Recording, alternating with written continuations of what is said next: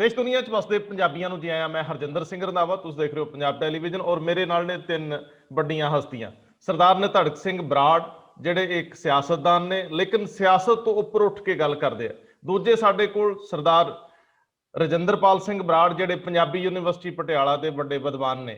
ਤੀਜੇ ਸਾਡੇ ਕੋਲ ਪਰਮਜੀਤ ਸਿੰਘ ਸਿੱਧੂ ਉਰਫ ਪੰਮੀ ਬਾਈ। ਤਿੰਨੇ ਆਪਣੇ ਆਪਣੇ ਖੇਤਰ ਦੇ ਮਾਹਿਰ ਨੇ ਔਰ ਜਿਹੜਾ ਵਿਸ਼ਾ ਅਸੀਂ ਲਿਆ ਉਹ ਹੈ ਕਿ ਪੰਜਾਬ ਇੱਕ ਖੜੋਤ ਵਿੱਚ ਆ, ਸਟਰਕ ਹੋ ਕੇ ਰਹਿ ਗਿਆ। ਇੱਥੋਂ ਹੁਣ ਅੱਗੇ ਕੀ? ਮੈਂ ਸਿੱਧਾ ਸਿੱਧਾ ਮੁੱਦੇ ਤੇ ਆਵਾਂ। ਸਭ ਤੋਂ ਪਹਿਲਾਂ ਮੈਂ ਨਿਧੜਕ ਸਿੰਘ ਬਰਾੜ ਜੀ ਨੂੰ ਨਾਲ ਲੈਣਾ ਔਰ ਬਰਾੜ ਸਾਹਿਬ ਮੈਨੂੰ ਇਹ ਜ਼ਰੂਰ ਦੱਸਿਓ, ਤੁਸੀਂ ਯੂਨੀਵਰਸਿਟੀ ਔਰ ਸਕੂਲ ਦੀ ਸਿਆਸਤ ਤੋਂ ਤੁਰੇ ਹੋ, ਅੱਜ ਹੁਣ ਜਿਸ ਹਾਲਾਤ ਵਿੱਚ ਖੜੇ ਆ ਇਸ ਤੋਂ ਅੱਗੇ ਕੀ?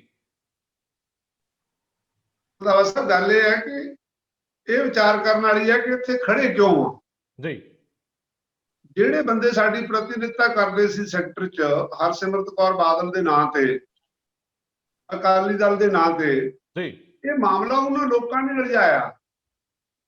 ਕਿਸਾਨ ਜਥੇਬੰਦੀਆਂ, ਖਾਸ ਕਰਕੇ ਸਰਦਾਰ ਬਲਬੀਰ ਸਿੰਘ ਰਾਜੇਵਾਲ, ਜਦੋਂ ਇਹ ਆਰਡੀਨੈਂਸ ਆਉਣ ਦੀ ਭਿਣਕ ਪਈ ਸੀ ਉਦੋਂ ਤੋਂ ਅਵੇਅਰ ਕਰ ਰਹੇ ਸੀ ਕਿ ਇਹ ਖਤਰਨਾਕ ਹੋ ਸਕਦੇ ਆ ਜੀ। ਤੇ ਉਹਨਾਂ ਨੇ ਇਹਨਾਂ ਨੂੰ ਕਿਹਾ, ਲੇਕਿਨ ਇਹਨਾਂ ਨੇ ਦਵਾ ਦਵ ਐਡਵੋਕੇਸੀ ਸ਼ੁਰੂ ਕਰ ਲਈ। ਕਾਰਨ ਉਹਦਾ ਬੜਾ ਸਪਸ਼ਟ ਸੀ ਕਿ ਜਿਹੜੀ ਅੱਜ ਕੱਲ ਬੜਾ ਪ੍ਰਚਾਰ ਕਰਦੇ ਆਪਾਂ ਕਿ ਕਾਰਪੋਰੇਟ ਘਰਾਣੇ ਆ ਜਾਣਗੇ, ਫਿਰ ਆਪਣਾ ਨੁਕਸਾਨ ਹੋਊਗਾ, ਜਿਹੜੀਆਂ ਗੱਲਾਂ ਦੀ ਚਿੰਤਾਵਾਂ ਨੇ, ਤਾਂ ਪਹਿਲਾਂ ਤਾਂ ਬੀਬਾ ਹਰਸਿਮਰਤੀ ਕਾਰਪੋਰੇਟ ਘਰਾਣੇ ਨੂੰ ਰਿਪਰੈਜ਼ੈਂਟ ਕਰਦੀ ਸੀ। ਉਹਨਾਂ ਦੇ ਆਪਣੇ ਬਿਜ਼ਨਸ ਦੇ ਇੰਟਰਸਟ ਨੇ। ਉਹਨਾਂ ਨੇ ਨਾ ਕਦੇ ਅਕਾਲੀ ਦਲ 'ਚ ਕੰਮ ਕੀਤਾ ਸੀ, ਨਾ ਕਦੇ ਅਕਾਲੀ ਫਿਲਾਸਫੀ ਨੂੰ ਸਮਝਿਆ ਸੀ, ਨਾ ਉਹਨਾਂ ਨੂੰ ਕਿਸਾਨੀ ਨਾਲ ਪਿਆਰ ਸੀ। ਉਹ ਪਹਿਲਾਂ ਵੀ ਬਿਜ਼ਨਸ ਕਰਦੇ ਸੀ, ਵੱਡੇ ਹੋਟਲਾਂ ਦੇ ਐਮਡੀ ਵਗੈਰਾ ਸੀ। ਜਦੋਂ ਉੱਥੇ ਗਏ ਉਹਨਾਂ ਨੇ ਉਸੇ ਨਜ਼ਰੀਏ ਨਾਲ ਦੇਖ ਕੇ ਜੀ ਕੇਸ ਕਮਜ਼ੋਰ ਕਰਤਾ ਸੈਂਟਰ ਕੋਲੇ। ਜਦੋਂ ਜਿਹੜੇ ਪ੍ਰਤੀਨਿਧ ਸੀ ਉਹ ਐਡਵੋਕੇਸੀ ਕਰਨ ਲੱਗ ਪਏ, ਵੀ ਇਹ ਇਲਜ਼ਾਮ ਲਾਉਣ ਲੱਗ ਪਏ ਵੀ ਜਿਹੜੇ ਵੀ ਪਾਰਟੀਆਂ ਵਿਰੋਧ ਕਰ ਰਹੀਆਂ ਨੇ ਉਹ ਕਾਂਗਰਸ ਦੀ ਬੀ ਟੀਮ ਨੇ। ਇਸ ਕਰਕੇ ਜਦੋਂ ਉਹਨਾਂ ਨੇ ਕੇਸ ਹੀ ਇੰਨਾ ਜ਼ਿਆਦਾ ਅਲਝਾਤਾ ਤਾਂ ਸੈਂਟਰ ਨੂੰ ਐਂ ਲੱਗਣ ਲੱਗ ਪਿਆ ਕਿ ਅਸੀਂ ਕਿਤੇ ਗਲਤ ਨਹੀਂ ਗਏ। ਹੁਣ ਵੀ ਉਹਨਾਂ ਨੂੰ ਇਹ ਲੱਗਦਾ ਕਿ ਬਾਦਲ ਕੇ ਆਪਣੀ ਮਜਬੂਰੀ 'ਚ ਡਰ ਕਰਕੇ ਆਪਣੀ ਜ਼ਮੀਨ ਬਚਾਉਣ ਮਾਰੇ ਚਲੇ ਗਏ, ਅਸੀਂ ਗਲਤ ਨਹੀਂ ਗਏ। ਇਸ ਕਰਕੇ ਇਸ ਟਾਈਮ ਬਹੁਤ ਗਲਤ ਸਟੇਜ ਤੇ ਆ ਕੇ ਕੰਮ ਖੜ ਗਿਆ ਕਿ ਜਿਹੜੀ ਪ੍ਰਤੀਨਿਧਤਾ ਕਰਦੀ ਆ ਸੈਂਟਰ 'ਚ ਸਰਕਾਰ, ਉਹ ਲੋਕਾਂ ਦੀਆਂ ਭਾਵਨਾਵਾਂ ਸਮਝਣ ਦੀ ਬਜਾਏ ਉਹਨਾਂ ਲੋਕਾਂ ਨੂੰ ਉਹਨਾਂ ਨੇ ਪ੍ਰਚਾਰ ਕਰਨ ਲਈ ਲਾ ਲਿਆ ਕਿ ਮਨਾਓ ਇਹਨਾਂ ਨੂੰ, ਸਮਝਾਓ ਇਹਨਾਂ ਨੂੰ। ਹੁਣ ਤੁਸੀਂ ਮੈਨੂੰ ਦੱਸੋ, ਸਿਮਰਤੀ ਇਰਾਨੀ ਕੀ ਸਮਝਾਊਗੀ ਕਿ ਖੇਤੀਬਾੜੀ 'ਚ ਕੀ ਫਾਇਦਾ ਹੁੰਦਾ, ਕੀ ਨੁਕਸਾਨ ਹੁੰਦਾ, ਇਸ ਆਰਡੀਨੈਂਸ ਦਾ ਪੰਜਾਬ ਨੂੰ ਕੀ ਨੁਕਸਾਨ ਆ, ਹਰਿਆਣੇ ਨੂੰ ਕੀ ਨੁਕਸਾਨ ਆ? ਉਹਨੂੰ ਤਾਂ ਜਿਵੇਂ ਉਹ ਤੋਂ ਕਹਿਤਾ, ਜਿਵੇਂ ਉਹ ਪਹਿਲਾਂ ਰੋਲ ਕਰਦੀ ਆਈ ਸੀਗੀ ਨਾਟਕਾਂ 'ਚ, ਉਵੇਂ ਉਹਨੇ ਹੁਣ ਕਰਨਾ ਸ਼ੁਰੂ ਕਰਤਾ। ਇਸ ਕਰਕੇ ਸੈਂਟਰ ਸੰਜੀਦਾ ਨਹੀਂ ਹੈ। ਤੇ ਮੈਨੂੰ ਇਸ ਗੱਲ ਦੀ ਤਾਂ ਸੰਤੁਸ਼ਟੀ ਹੈ ਕਿ ਕਿਸਾਨ ਯੂਨੀਅਨਾਂ ਨੇ ਜਿਹੜਾ ਵੀ ਸੰਘਰਸ਼ ਲੜਿਆ ਉਹਦੇ 'ਚ ਕਿਤੇ ਹਿੰਸਾ ਨਹੀਂ ਆਈ, ਪਰ ਉਹਨਾਂ ਨੂੰ ਵੀ ਬਹੁਤ ਗੰਭੀਰਤਾ ਨਾਲ ਆਪਣੀ ਜਿਹੜੀ ਜਿੱਥੇ ਆ ਕੇ ਖੜ ਗਏ ਨੇ, ਇੱਕੋ ਗੱਲ ਨਹੀਂ ਲੈ ਕੇ ਤੁਰਨਾ ਚਾਹੀਦਾ ਕਿ ਆਰਡੀਨੈਂਸ ਹੀ ਰੱਦ ਹੋਣੇ ਚਾਹੀਦੇ ਨੇ। ਉਹਨਾਂ ਨੇ ਕੀ ਅਮੈਂਡਮੈਂਟ ਹੋਣੀਆਂ ਚਾਹੀਦੀਆਂ ਨੇ ਉਹ ਉਹਨਾਂ ਨੇ ਸ਼ਾਇਦ ਦੇ ਕੇ ਵੀ ਇਹਨੇ ਜਿੱਦੇ ਮੀਟਿੰਗ ਹੋਈ ਆ, ਲੇਕਿਨ ਸਰਕਾਰ ਦੀ ਕਿੰਨੀ ਬੇਰੁਖੀ ਆ ਕਿ ਉਹ ਮੀਟਿੰਗ ਤੋਂ ਬਾਅਦ ਜਿਹੜਾ ਉਹ ਉੱਥੇ ਮੈਮੋਰੰਡਮ ਵਗੈਰਾ ਦੇ ਕੇ ਆਏ ਆ, ਉਹਦੇ ਬਾਰੇ ਦੁਬਾਰਾ ਗੱਲਬਾਤ ਵੀ ਸ਼ੁਰੂ ਕੀਤੀ। ਮੈਂ ਬਹੁਤ ਸਾਰੇ ਬੰਦਿਆਂ ਨੂੰ ਜਾਣਦਾ, ਕੋਈ ਯਤਨਸ਼ੀਲ ਨੇ ਕਿ ਸਾਡੀ ਇੱਕ ਜਥੇਬੰਦੀ ਨਾਲ ਗੱਲ ਹੋ ਜੇ, ਦੂਜੀ ਜਥੇਬੰਦੀ ਨਾਲ ਗੱਲ ਹੋ ਜੇ। ਸਰਕਾਰ ਸੰਜੀਦਾ ਨਹੀਂ ਹੈ, ਪਰ ਉਹਨੂੰ ਗੈਰ ਸੰਜੀਦਾ ਕਰਨ ਲਈ ਅਕਾਲੀ ਦਲ, ਬਾਦਲ ਦਾ ਬਹੁਤ ਵੱਡਾ ਰੋਲ ਆ, ਬਾਦਲ ਪਰਿਵਾਰ ਦਾ। ਮੈਂ ਬਰਾੜ ਸਾਹਿਬ ਮੈਂ ਇਹ ਗੱਲ ਨੂੰ ਅੱਗੇ ਤੋਰਾਂਗੇ ਮੈਂ, ਲੇਕਿਨ ਪ੍ਰੋਫੈਸਰ ਰਜਿੰਦਰਪਾਲ ਸਿੰਘ ਬਰਾੜ ਵੱਲ ਜਾਣਾ ਚਾਹੂੰਗਾ। ਬਰਾੜ ਸਾਹਿਬ, ਜਦੋਂ ਆਮ ਪੋਲੀਟੀਸ਼ੀਅਨ ਔਰ ਆਮ ਲੋਕ ਜਿੱਥੇ ਰੁਕ ਜਾਂਦੇ ਆ, ਸੋਚ ਨਹੀਂ ਪਾਉਂਦੇ, ਉੱਥੋਂ ਵਿਦਵਾਨਾਂ ਦਾ ਕੰਮ ਸ਼ੁਰੂ ਹੁੰਦਾ। ਕਿਸੇ ਵੀ ਸੱਭਿਅਤਾ ਦੇ ਵਿੱਚ ਜਿਹੜੇ ਪੜ੍ਹੇ ਲਿਖੇ ਲੋਕ ਆ ਉਹਨਾਂ ਦੀ ਭੂਮਿਕਾ ਵੱਡੀ ਹੁੰਦੀ ਹੈ। ਤੁਸੀਂ ਚਿੰਤਨਸ਼ੀਲ ਹੋ, ਰੋਜ਼ ਮੱਥਾ ਮਾਰਦੇ ਹੋ, ਘਟਨਾਵਾਂ ਨੂੰ ਇਤਿਹਾਸ ਚੋਂ ਕੱਢ ਕੇ ਵੀ ਲਿਆਉਂਦੇ ਹੋ। ਅੱਜ ਦੇ ਸਮੇਂ 'ਚ ਹੁਣ ਜੇਕਰ ਅੱਗੇ ਤੁਰਨਾ ਹੋਵੇ ਤੇ ਅੱਗੇ ਤੁਰਨ ਲਈ ਸਾਡੇ ਕੋਲ ਰਾਹ ਰਸਤੇ ਕਿਹੜੇ ਆ? ਕੇਂਦਰ ਲੋਹੇ ਦਾ ਥਣ ਬਣ ਗਿਆ, ਉਹ ਕਹਿੰਦਾ ਹੋਰ ਅਸੀਂ ਨਹੀਂ ਮੰਨਦੇ, ਤੇ ਇੱਧਰ ਵਾਲੇ ਜਿਹੜੇ ਆ ਉਹ ਜ਼ਿੰਮੇਵਾਰੀ ਨਿਭਾ ਗਏ ਆਪਣੇ ਤੌਰ ਤੇ। ਜੇ ਉੱਤੇ ਸਾਈਨ ਨਹੀਂ ਹੁੰਦੇ ਬਿੱਲ ਤੇ ਉਹ ਉਦਾਂ ਹੀ ਆ ਜਿਵੇਂ ਪਹਿਲੇ ਵਾਲੀ ਸਟੇਟਸ ਕੋ ਸੀ। ਕਿਸਾਨ ਸੜਕਾਂ ਤੇ ਨੇ, ਘਰੋਂ ਬਾਹਰੋਂ ਨਿਕਲੇ ਹੋਏ ਨੇ। ਹੁਣ ਇੱਥੋਂ ਅੱਗੇ ਕੀ ਹੋਵੇ ਜਦੋਂ ਸਾਰੀਆਂ ਧਿਰਾਂ ਇੱਕ ਜਗ੍ਹਾ ਆ ਕੇ ਫਸ ਗਈਆਂ? ਸਰਦਾਰ ਨਿਧੜਕ ਸਿੰਘ ਬਰਾੜ ਜੀ ਨੇ ਜਿਹੜੀ ਗੱਲ ਕੀਤੀ ਨਾ, ਬਿਲਕੁਲ ਪੰਜਾਬ ਆ ਜਿਹੜਾ ਉਹ ਬੰਦ ਗਲੀ ਦੇ ਵਿੱਚ ਫਸਦਾ ਜਾ ਰਿਹਾ। ਜੀ ਬੰਦ ਗਲੀ ਦੇ ਵਿੱਚ ਫਸਣ ਦਾ ਕਾਰਨ ਸਭ ਤੋਂ ਵੱਡਾ ਤਾਂ ਇਹ ਲੱਗ ਰਿਹਾ ਹੈ ਕਿ ਪਹਿਲੀ ਪੱਧਰ ਤੇ ਜਦੋਂ ਹੁਣ ਕੱਲ ਜਿਹੜੇ ਦੋ ਬਿਆਨ ਆਏ ਆ, ਇੱਕ ਨਰਿੰਦਰ ਮੋਦੀ ਜੀ ਦਾ ਤੇ ਇੱਕ ਨੱਡਾ ਸਾਹਿਬ ਦਾ, ਉਹ ਕਹਿੰਦੇ ਕਿ ਅਸੀਂ ਤਾਂ ਵਿਚੋਲੀਏ ਆ ਜਿਹੜੇ ਉਹ ਅੰਦੋਲਨ ਕਰ ਰਹੇ ਆ, ਤੇ ਪੰਜਾਬ ਦਾ ਜਿਹੜਾ ਕਿਸਾਨ ਆ, ਜਥੇਬੰਦੀਆਂ, ਉਹਨਾਂ ਦੇ ਨੇਤਾ ਇਹਦੇ ਨਾਲ ਬਹੁਤ ਹੀ ਉਹ ਦੁੱਖ ਮਹਿਸੂਸ ਕਰਦੇ ਕਿ ਅਸੀਂ ਕਿਹੜੇ ਪਾਸਿਓਂ ਵਿਚੋਲੀਏ, ਅਸੀਂ ਤਾਂ ਇਹ ਅੰਦੋਲਨ ਸ਼ੁਰੂ ਕੀਤਾ ਸੀ, ਆੜਤੀਏ ਜ਼ਰੂਰ ਸਾਡੇ ਨਾਲ ਆ ਰਲੇ ਨੇ, ਪਰ ਪਹਿਲਾ ਸੇਕ ਤਾਂ ਸਾਨੂੰ ਲੱਗਣਾ। ਇਹਦਾ ਮਤਲਬ ਇਹ ਕਿ ਕੇਂਦਰ ਨੇ ਜਿਹੜਾ ਇੱਕ ਸ਼ੁਰੂ ਕੀਤਾ ਸੀ ਡਾਇਲੌਗ, ਉਹਨਾਂ ਨੇ ਇਹਦਾ ਮਤਲਬ ਬੰਦ ਕਰਤਾ। ਉਦੋਂ ਬਾਅਦ ਕੋਈ ਸੁਨੇਹਾ ਨਹੀਂ ਆਇਆ, ਉਦੋਂ ਬਾਅਦ ਕੋਈ ਗੱਲ ਨਹੀਂ ਆਈ, ਕੋਈ ਬਾਤ ਨਹੀਂ ਆਈ। ਦੂਜੇ ਪਾਸੇ ਜਿਹੜਾ ਇਹ ਕਿ ਜੋ ਕੁਝ ਕਰ ਸਕਦੀ ਸੀਗੀ ਪੰਜਾਬ ਗੌਰਮੈਂਟ ਦਾਇਰੇ 'ਚ ਰਹਿੰਦਿਆਂ ਉਹਨਾਂ ਨੇ ਕਰਤਾ। ਉਹਦਾ ਹਸ਼ਰ ਕੀ ਹੁੰਦਾ, ਉਹ ਪਹਿਲਾਂ ਵੀ ਲੱਗਦਾ ਸੀ ਕਿ ਹਸ਼ਰ ਉਹਦਾ ਆਈ ਹੋਊਗਾ, ਜਾਂ ਲਟਕਾਓ ਅਵਸਥਾ 'ਚ ਪਿਆ ਰਹੂਗਾ, ਜਾਂ ਗਵਰਨਰ ਸਾਈਨ ਨਹੀਂ ਕਰੂਗਾ, ਜੇ ਗਵਰਨਰ ਨੇ ਸਾਈਨ ਕਰਤੇ ਰਾਸ਼ਟਰਪਤੀ ਸਾਈਨ ਨਹੀਂ ਕਰੂਗਾ। ਹੁਣ ਗੱਲ ਇਹ ਆ ਕਿ ਅਕਾਲੀ ਦਲ ਦਾ ਰੋਲ ਹੀ ਇੱਕ ਤਰ੍ਹਾਂ ਨਾਲ ਸਿਆਸੀ ਰੋਲ ਹੀ ਖਤਮ ਹੋ ਚੁੱਕਿਆ ਕਿ ਨਾ ਉਹ ਵਿਚੋਲੇ ਦੀ ਭੂਮਿਕਾ ਨਿਭਾ ਸਕਦਾ, ਨਾ ਸਰਕਾਰ ਦੀ ਭੂਮਿਕਾ ਨਿਭਾ ਸਕਦਾ। ਹੁਣ ਗੱਲ ਆ ਜਿਹੜੀ ਉਹ ਸਿੱਧੀ ਸਾਦੀ ਹੋਣੀ ਕਿਸਾਨ ਜਥੇਬੰਦੀਆਂ ਤੇ ਕੇਂਦਰ ਦਰਮਿਆਨ ਆ। ਅੱਜ ਹੋ ਜੇ, ਕੱਲ ਹੋ ਜੇ, 10 ਸਾਲਾਂ ਨੂੰ ਹੋ ਜੇ, 15 ਹੋ ਜੇ, 15 ਸਾਲ। ਇਹ ਹੁਣ ਜਿਹੜੀ ਗੱਲ ਦਿਖਾਈ ਦੇ ਰਹੀ ਆ ਵੱਡੀ ਪੱਧਰ ਤੇ, ਉਹ ਇਹ ਦਿਖਾਈ ਦੇ ਰਹੀ ਆ ਕਿ ਇਹ ਅੰਦੋਲਨ ਹੁਣ ਛੇਤੀ ਖਤਮ ਹੋਣ ਵਾਲਾ ਜਾਪਦਾ ਨਹੀਂ ਆ। ਉਹਦਾ ਕਾਰਨ ਇਹ ਕਿ ਕਿਸਾਨ ਹੁਣ ਕੀ ਮੂੰਹ ਲੈ ਕੇ ਉੱਠਣਗੇ ਜਾਂ ਪਿੱਛੇ ਹਟਣਗੇ। ਮੈਨੂੰ ਜਿਹੜੀ ਇਹਦੇ ਗੱਲ ਦੇ ਵਿੱਚ ਸੰਭਾਵਨਾ ਲੱਗਦੀ ਹੈ ਕਿ ਜੇ ਕੇਂਦਰ ਸਰਕਾਰ ਇਹਦਾ ਹੱਲ ਕਰਨਾ ਚਾਹੁੰਦੀ ਹੈ ਤਾਂ ਹੱਲ ਇਹ ਹੈ ਕਿ ਉਹ ਇਹ ਸਾਰੇ ਮਸਲੇ ਨੂੰ ਵਿਚਾਰ ਕੇ ਜਾਂ ਬਿਨਾਂ ਵਿਚਾਰੇ ਚੌਥਾ ਬਿੱਲ ਲੈ ਆਵੇ ਕਿ ਪੰਜਾਬ ਜਾਂ ਹਰਿਆਣਾ ਜਾਂ ਜਿਹੜੀਆਂ ਸਟੇਟਸ ਦੇ ਵਿੱਚ ਪਹਿਲਾਂ ਜਿਹੜੀਆਂ ਫਸਲਾਂ ਦੇ ਉੱਤੇ MSP ਦਿੱਤੀ ਜਾਂਦੀ ਸੀ ਉਹ ਬਾਅਦ ਦੇ ਵਿੱਚ ਵੀ ਦਿੱਤੀ ਜਾਊਗੀ। ਜੇ ਕੋਈ ਨਾ ਖਰੀਦੂਗਾ ਤਾਂ ਸਰਕਾਰ ਇਹ ਖਰੀਦੂਗੀ। ਇਹ ਸਰਕਾਰ ਕੋਲੇ ਰਸਤਾ ਪਿਆ। ਦੂਜੇ ਪਾਸੇ ਜਿਹੜੀਆਂ ਪੋਲੀਟੀਕਲ ਪਾਰਟੀਆਂ ਉਹ ਆਪਣੀ ਜ਼ਮੀਨ ਤਲਾਸ਼ਣ ਲਈ ਅੱਡ-ਅੱਡ ਢੰਗ ਤਰੀਕੇ ਕੱਢ ਰਹੀਆਂ। ਕਾਂਗਰਸ ਨੇ ਆਪਣਾ ਤਰੀਕਾ ਵਰਤਿਆ ਕਿ ਉਹਦੇ ਕੋਲੇ ਸੰਵਿਧਾਨਕ ਸੱਤਾ ਸੀਗੀ, ਉਹਨੇ ਉਹ ਵਰਤ ਲਿਆ। ਜਿਹੜੇ ਅਕਾਲੀ ਦਲ ਹੈਗਾ ਉਹ ਆਪਣਾ ਵਰਤੀ ਜਾਂਦਾ। ਇੱਥੋਂ ਤੱਕ ਕਿ ਭਾਰਤੀ ਜਨਤਾ ਪਾਰਟੀ ਦਾ ਇਸ ਵੇਲੇ ਪੰਜਾਬ 'ਚ ਕੁਝ ਨਹੀਂ ਗਾ, ਇਸ ਦੇ ਬਾਵਜੂਦ ਉਹਨੇ ਕੋਸ਼ਿਸ਼ ਕੀਤੀ ਕਿ ਅਸੀਂ ਦਲਿਤ ਪੱਤਾ ਹੀ ਖੇਡ ਲਈਏ। ਮੈਨੂੰ ਇਹ ਲੱਗਦਾ ਕਿ ਆਉਣ ਵਾਲੇ ਸਮੇਂ ਦੇ ਵਿੱਚ ਸਿਆਸੀ ਸਰਗਰਮੀਆਂ ਤਾਂ ਵਧਣਗੀਆਂ, ਕਿਉਂਕਿ ਸਿਆਸਤ ਕਰੇ ਬਗੈਰ ਪੋਲੀਟੀਕਲ ਪਾਰਟੀਆਂ ਰਹਿ ਨਹੀਂ ਸਕਦੀਆਂ। ਪਰ ਇਸ ਵੇਲੇ ਜਿਹੜਾ ਸੈਂਟਰ ਸਟੇਜ ਹੈਗੀ ਆ ਉਹ ਕਿਸਾਨਾਂ ਨੇ ਮੱਲੀ ਹੋਈ ਆ, ਤੇ ਕਿਸਾਨ ਪਹਿਲੀ ਵਾਰੀ ਆ ਕਿ ਇੰਨੀ ਵੱਡੀ ਪੱਧਰ ਤੇ ਉਹਨਾਂ ਨੂੰ ਔਰਤਾਂ ਦੀ ਹਮਾਇਤ ਮਿਲੀ ਆ, ਨੌਜਵਾਨਾਂ ਦੀ ਹਮਾਇਤ ਮਿਲੀ ਆ, ਆੜਤੀਆਂ ਦੀ, ਵਪਾਰੀਆਂ ਦੀ ਹਮਾਇਤ ਮਿਲੀ ਆ। ਤੇ ਜਿਹੋ ਜਿਹੇ ਉਹਨਾਂ ਦੇ ਸਟੈਪ ਨੇ ਉਹਦੇ ਨਾਲ ਲੱਗਦਾ ਕਿ ਉਹ ਮੁਲਾਜ਼ਮਾਂ ਦੀ ਹਮਾਇਤ ਵੀ ਵੱਡੀ ਪੱਧਰ ਤੇ ਉਹ ਬਰਕਰਾਰ ਰੱਖ ਸਕਣਗੇ। ਅੱਜ ਤਾਂ ਹੈਗੀ ਆ, ਬਰਕਰਾਰ ਇਸ ਕਰਕੇ ਰੱਖ ਸਕਣਗੇ ਕਿ ਜਿਸ ਤਰ੍ਹਾਂ ਉਹਨਾਂ ਨੇ ਪ੍ਰਾਈਵੇਟ ਜਿਹੜੇ ਹੈਗੇ ਆ ਥਰਮਲ ਪਲਾਂਟ ਕਿਹਾ ਕਿ ਅਸੀਂ ਉਹਨਾਂ ਨੂੰ ਕੋਲਾ ਨਹੀਂ ਜਾਣ ਦੇਵਾਂਗੇ, ਸਰਕਾਰੀਆਂ ਨੂੰ ਕੋਲਾ ਆ ਜੇ। ਤੇ ਇਹਦੇ ਨਾਲ ਨਿਸ਼ਚੇ ਜਿੰਨੇ ਵੀ ਬਿਜਲੀ ਬੋਰਡ ਦੇ ਜਿਹੜੇ EMPLOYE ਆ ਉਹ ਇਸ ਗੱਲ ਤੇ ਖੁਸ਼ ਹੋਣਗੇ। ਇਸੇ ਤਰ੍ਹਾਂ ਦੇ ਜੇ ਉਹ ਸਟੈਪ ਚੱਕਦੇ ਰਹੇ ਤਾਂ ਨਿਸ਼ਚੈ ਹੀ ਲੱਗਦਾ ਹੈਗਾ ਕਿ ਅੰਦੋਲਨ ਭਖੇਗਾ। ਪਰ ਜਿਹੜੀ ਮਾੜੀ ਗੱਲ ਆ ਕਿ ਜੇ ਅੰਦੋਲਨ ਵਿੱਚ ਚਾਹੇ ਕੋਈ ਸ਼ਰਾਰਤੀ ਤੱਤ ਆ ਗਿਆ, ਚਾਹੇ ਕੋਈ ਤੱਤਾ ਤੱਤ ਆ ਗਿਆ, ਜੇ ਉਹਨੇ ਕੋਈ ਉਗਰ ਕਰਤਾ, ਜੇ ਉਹਨੇ ਕੋਈ ਐਕਸ਼ਨ ਹਿੰਸਕ ਕਰਤਾ ਤਾਂ ਸਰਕਾਰ ਨੂੰ, ਕੇਂਦਰ ਸਰਕਾਰ ਨੂੰ ਵੀ ਰਾਸ਼ਟਰਪਤੀ ਰਾਜ ਲਾਉਣ ਦਾ ਬਹਾਨਾ ਮਿਲ ਜੂ। ਜੇ ਪੰਜਾਬ ਸਰਕਾਰ ਨੇ ਪੰਜਾਬ ਪੁਲਿਸ ਦੇ ਰਾਹੀਂ ਕਾਬੂ ਕਰਨ ਦੀ ਕੋਸ਼ਿਸ਼ ਕੀਤੀ ਤਾਂ ਉਹ ਹਾਲਤ ਬਹੁਤ ਹੀ ਮਾੜੀ ਹੋਊਗੀ। ਇੱਕ ਤਰ੍ਹਾਂ ਦੀ ਸਿਵਲ ਵਾਰ ਵੱਲ ਜਾਂ ਵੱਡੇ ਟਕਰਾਓ ਵੱਲ ਪੰਜਾਬ ਵੱਧ ਰਿਹਾ। ਇਸ ਕਰਕੇ ਫਿਕਰਮੰਦੀ ਆ। ਜਿਹੜੀ ਤੁਸੀਂ ਗੱਲ ਕਹੀ ਕਿ ਇਹਦੇ ਵਿੱਚੋਂ ਰਸਤਾ ਕੀ ਆ, ਰਸਤਾ ਹੈ ਕਿ ਗੇਂਦ ਆ ਜਿਹੜੀ ਉਹ ਕੇਂਦਰ ਦੇ ਪਾਲੇ 'ਚ ਆ। ਕੇਂਦਰ ਨੂੰ ਇਹ ਸਮਝ ਲੈਣਾ ਚਾਹੀਦਾ ਕਿ ਬਾਰਡਰ ਸਟੇਟ ਆ, ਸੱਚਮੁੱਚ ਕੇਂਦਰ ਕਿਸੇ ਭੁਲੇਖੇ 'ਚ ਫਿਰ ਰਿਹਾ ਹੈਗਾ। ਉਹਨੂੰ ਇਹ ਪਤਾ ਨਹੀਂ ਲੱਗ ਰਿਹਾ ਹੈਗਾ ਕਿ ਉਹ ਕੀ ਕਰ ਰਿਹਾ ਪੰਜਾਬ ਨਾਲ, ਤੇ ਪਹਿਲਾਂ ਪੰਜਾਬ ਨੇ ਕਿੰਨਾ ਦੁੱਖ ਭੋਗਿਆ ਤੇ ਉਹਦੇ ਸਿੱਟੇ ਵਜੋਂ ਸਿਆਸੀ ਜਮਾਤ ਨੇ ਕਿੰਨਾ ਦੁੱਖ ਭੋਗਿਆ ਸੀਗਾ, ਜੇ ਆਪਾਂ ਦੇਖੀਏ ਕਿ ਇੰਦਰਾ ਗਾਂਧੀ ਜੀ ਦੇ ਕਤਲ ਤੱਕ। ਇਸ ਕਰਕੇ ਇਸ ਵੇਲੇ ਪੰਜਾਬ ਦੇ ਦੋਹਾਂ ਤਰ੍ਹਾਂ ਦੀ ਜ਼ਿੰਮੇਵਾਰੀ ਆ, ਪਰ ਇਸ ਵੇਲੇ ਗੇਂਦ ਆ ਜਿਹੜੀ ਉਹ ਕੇਂਦਰ ਦੇ ਪਾਲੇ 'ਚ ਆ। ਮੈਂ ਜਾਊਂਗਾ ਪਰਮਜੀਤ ਸਿੰਘ ਸਿੱਧੂ ਉਰਫ ਪੰਮੀ ਬਾਈ। ਪੰਮੀ ਬਾਈ ਉਹਨਾਂ ਗਲਿਆਰਿਆਂ ਚੋਂ ਆਉਂਦੇ ਆ ਜਿਨ੍ਹਾਂ ਦਾ ਜ਼ਿਕਰ ਪਿਛਲੇ ਦਿਨਾਂ 'ਚ ਬਹੁਤ ਜ਼ਿਆਦਾ ਹੋਇਆ। ਪੰਮੀ ਬਾਈ ਜੀ, ਮੈਨੂੰ ਇਹ ਦੱਸੋ ਕਿ ਕਲਾਕਾਰ ਜਦੋਂ ਤੱਕ ਕੈਮਰੇ ਕਿਸਾਨੀ ਮੂਵਮੈਂਟ ਜਾਂ ਕਿਸਾਨੀ ਮੋਰਚਿਆਂ ਦੇ ਦੁਆਲੇ ਬਹੁਤ ਘੁੰਮਦੇ ਸੀ, ਉਦੋਂ ਕਲਾਕਾਰ ਵੀ ਬੜੇ ਘੁੰਮਦੇ ਰਹੇ। ਹੁਣ ਕਲਾਕਾਰ ਮਾਈਨਸ ਹੋ ਗਏ। ਇਹ ਕੇਂਦਰੀ ਸਟੇਜ ਵਿੱਚ ਕਲਾਕਾਰਾਂ ਦੀ ਭਾਈਵਾਲੀ ਹੋ ਗਈ ਸੀ ਔਰ ਗੱਲਬਾਤ ਵੀ ਸ਼ੁਮਾਰ ਹੋਣੇ ਸ਼ੁਰੂ ਹੋ ਗਏ ਸੀ। ਇਹ ਕੀ ਸਾਰੀ ਚੱਕਾ ਚੌਂਦ ਕੈਮਰਿਆਂ ਦੀ ਸੀ ਜਾਂ ਇਸ ਮਿੱਟੀ ਦਾ ਕੋਈ ਕਰਜ਼ ਵੀ ਹੁੰਦਾ?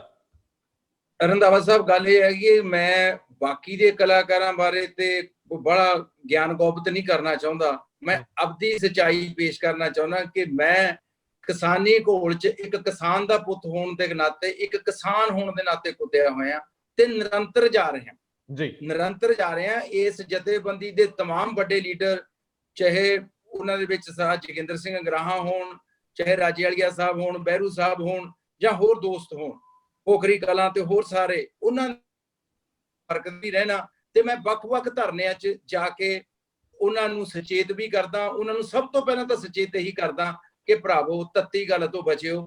ਸਰਕਾਰਾਂ ਚਾਹੁੰਦੀਆਂ ਨੇ ਕਿ ਇਸ ਮੋਰਚੇ ਨੂੰ ਜੋ ਇੰਨਾ ਪੀਸਫੁਲੀ, ਸ਼ਾਂਤਮਈ ਢੰਗ ਦੇ ਨਾਲ, ਇੱਕ ਡੈਮੋਕ੍ਰੈਟਿਕ ਵੇ ਦੇ ਨਾਲ ਪੂਰੇ ਪੰਜਾਬ ਦੇ ਵਿੱਚ ਮੋਰਚਾ ਇਸ ਵਕਤ ਬਹੁਤ ਪੀਕ ਤੇ ਹੈ, ਤੇ ਇਸ ਨੂੰ ਹਿਲਾਉਣ ਦੇ ਲਈ ਬੜੇ ਉਪਰਾਲੇ ਹੋਣਗੇ, ਅੰਦਰ ਖਾਤੇ ਵੀ ਬੜੇ ਉਪਰਾਲੇ ਹੋਣਗੇ।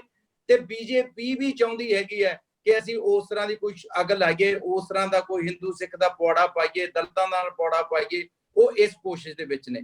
ਪਰ ਇਹ ਮੈਂ ਦੱਸਣਾ ਚਾਹੁੰਦਾ ਕਿ ਕਿਸਾਨ ਅੱਜ ਪੰਜਾਬ ਕਿਸਾਨਾਂ ਉਹਨਾਂ ਕੋਲੇ ਗਵਾਉਣ ਲਈ ਕੁਝ ਵੀ ਨਹੀਂ ਹੈਗਾ।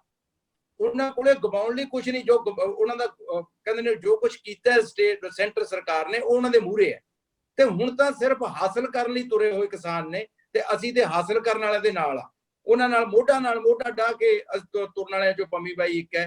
ਕਿਉਂਕਿ ਮੈਂ ਦੱਸਣਾ ਚਾਹੁੰਦਾ ਰੰਧਾਵਾ ਸਾਹਿਬ, ਜਿਹੜਾ ਲੋਕਾਂ ਦਾ ਕਲਾਕਾਰ ਹੈ, ਲੋਕਾਂ ਦਾ ਗਾਇਕ ਹੈ, ਉਹ ਲੋਕਾਂ ਦੇ ਦੁੱਖਾਂ ਸੁੱਖਾਂ ਦੇ ਵਿੱਚ ਖੜਨ ਦਾ ਵੀ ਭਾਗੀ ਹੈ, ਤੇ ਲੋਕਾਂ ਨੂੰ ਇਸ ਗੱਲ ਦੇ ਲਈ ਸੁਚੇਤ ਕਰਨ ਦਾ ਵੀ ਭਾਗੀ ਹੈ ਵੀ ਜੇ ਜ਼ੁਲਮ ਕਰਨਾ ਪਾਪ ਹੈ ਤੇ ਜ਼ੁਲਮ ਸਹਿਣਾ ਉਹ ਤੋਂ ਵੱਡਾ ਪਾਪ ਹੈ। ਤੇ ਮੈਂ ਬਾਈ ਜੀ ਸਵਾਲ ਇਹ ਹੈ ਕਿ ਸੱਚਮੁੱਚ ਕਲਾਕਾਰਾਂ ਨੇ ਜਿਗਰਾ ਦਿਖਾਇਆ, ਹਰ ਸਟੇਜ ਦੇ ਉੱਤੋਂ ਬੋਲੇ ਔਰ ਬਹੁਤ ਜ਼ਿਆਦਾ ਗਰਮ ਵੀ ਬੋਲੇ। ਤੁਸੀਂ ਸ਼ਖਸੀਅਤ ਦਾ ਸੰਤੁਲਨ ਰੱਖਦੇ ਹੋ, ਇਸ ਕਰਕੇ ਤੁਹਾਨੂੰ ਪਤਾ ਹੈ ਕਿ ਗਰਮ ਗੱਲਾਂ ਵਕਤ ਦੀ ਨਜ਼ਾਕਤ ਨਾਲ ਹੀ ਸੋਹਣੀਆਂ ਲੱਗਦੀਆਂ। ਲੇਕਿਨ ਹੁਣ ਇਸ ਵੇਲੇ ਜਿਹੜੇ ਹਾਲਾਤ 'ਚ ਫਸੇ ਆ ਕਿਸਾਨ, ਦੇਰ ਤੱਕ ਉਹਨਾਂ ਨੇ ਉਹਨਾਂ ਰਾਹਾਂ ਤੇ ਚੱਲਣਾ। ਜਿਵੇਂ ਬਰਾੜ ਸਾਹਿਬ ਨੇ ਵੀ ਕਿਹਾ, ਸਵਾਲ ਇਹ ਹੈ ਕਿ ਕਲਾਕਾਰ ਕਦੋਂ ਤੱਕ ਸਾਥ ਦੇ ਸਕਦੇ ਆ, ਪਿੱਛੇ ਕਿਉਂ ਹਟੇ? ਇਹ ਵੱਡਾ ਸਵਾਲ ਹੈ, ਕਿਉਂਕਿ ਕਿਸਾਨਾਂ ਦਾ ਸਮਰਥਨ ਜੇ ਨਹੀਂ ਤੇ ਪੰਜਾਬੀ ਨਹੀਂ। ਦੇਖੋ, ਦੋ ਗੱਲਾਂ ਬੜੀਆਂ ਸਿੱਧੀਆਂ ਨੇ। ਜਿਹੜੇ ਕਲਾਕਾਰ ਕੋਈ ਪਿੱਛੇ ਹਟੇ ਨੇ, ਉਹਨਾਂ ਦੀ ਕੋਈ ਆਪਦੀ ਮਜਬੂਰੀ ਵੀ ਹੋ ਸਕਦੀ ਹੈ, ਜਾਂ ਕਈ ਕਲਾਕਾਰਾਂ ਨੂੰ ਇਹ ਲੱਗਣਾ ਹੁੰਦਾ ਹੈ ਕਿ ਵੀ ਅਸੀਂ ਫੋਟੋ ਖਿਚਾ ਲਈ, ਅਸੀਂ ਕੈਮਰੇ 'ਚ ਆ ਗਏ, ਅਸੀਂ YouTube ਤੇ ਕਿਹੜਾ ਪੈ ਚੁੱਕੇ ਹਾਂ, ਤੇ ਹੁਣ ਅਸੀਂ ਕਹਿਣ ਜੋਗੇ ਹੋ ਗਏ ਕਿ ਅਸੀਂ ਵੀ ਇਹਦੇ 'ਚ ਹਿੱਸੇਦਾਰ ਹਾਂ। ਦੇਖੋ, ਕਈ ਲੋਕਾਂ ਦੀ ਤਾਂ ਇਸ ਤਰ੍ਹਾਂ ਦੀ ਪਹੁੰਚ ਹੁੰਦੀ ਹੈ, ਪਰ ਮੈਂ ਤਾਂ ਉਸ ਫਰੀडम ਫਾਈਟਰ ਦਾ ਪੁੱਤ ਹਾਂ ਜਿਹਦੇ ਅੰਦਰ ਇੱਕ ਕਸਕ ਹੈਗੀ ਆ, ਕਿਸਾਨੀ ਦੀ ਕਸਕ ਹੈਗੀ ਆ, ਤੇ ਕਿਸਾਨੀ ਦੇ ਬਾਬਤ ਮੈਂ ਬਹੁਤ ਨੇੜੇ ਤੋਂ ਜਾਣਦਾ। ਤੇ ਮੈਨੂੰ ਅਗਲੀ ਗੱਲ ਜਿਹੜੀ ਲੱਗਦੀ ਹੈ ਕਿ ਸਾਡੇ ਸੈਂਟਰ ਦੀ ਸਰਕਾਰ ਹੁਣ ਦੇਖ ਰਹੀ ਹੈ ਬਿਹਾਰ ਦੀਆਂ ਚੋਣਾਂ, ਕਿ ਉੱਥੇ ਸਾਡਾ ਕੀ ਰਾਜਨੀਤਿਕ ਪੈਂਤੜਾ ਹੋਣਾ ਹੈ, ਤੇ ਉਹ ਤੋਂ ਮਗਰੋਂ ਉਹਨਾਂ ਨੇ ਪੰਜਾਬ ਦੇ ਵਿੱਚ ਵੀ ਪੈਂਤੜਾ ਲੈਣਾ ਹੈ। ਤੇ ਉਹਨਾਂ ਦੇ ਜਿਹੜੇ ਅੰਦਰੂਨੀ RSS ਦੇ ਲੀਡਰ ਨੇ ਜਾਂ BJP ਦੇ ਲੀਡਰ ਨੇ, ਉਹ ਬੜੀ ਵੱਡੀ ਪੱਧਰ ਤੇ ਲੱਗੇ ਹੋਏ ਨੇ ਕਿ ਅਸੀਂ ਕਿਤੇ ਨਾ ਕਿਤੇ, ਕਿਵੇਂ ਨਾ ਕਿਵੇਂ ਸਿੱਖ ਚਿਹਰਿਆਂ ਦੇ ਵਿੱਚ ਇਸ ਗੱਲ ਨੂੰ ਉਭਾਰੀਏ ਤੇ ਉਹਨਾਂ ਨੂੰ ਮੂਹਰੇ ਮੱਦੇ ਨਜ਼ਰ ਰੱਖ ਕੇ ਉਹਨਾਂ ਨੂੰ ਆਪਦੇ ਨਾਲ ਜੋੜੀਏ। ਇਸ ਤਰ੍ਹਾਂ ਦੇ ਕੰਮ ਜਿਹੜੇ ਹੈਗੇ ਨੇ ਉਹ ਕਰ ਰਹੇ ਨੇ ਤੇ ਕਰਦੇ ਵੀ ਰਹਿਣਗੇ।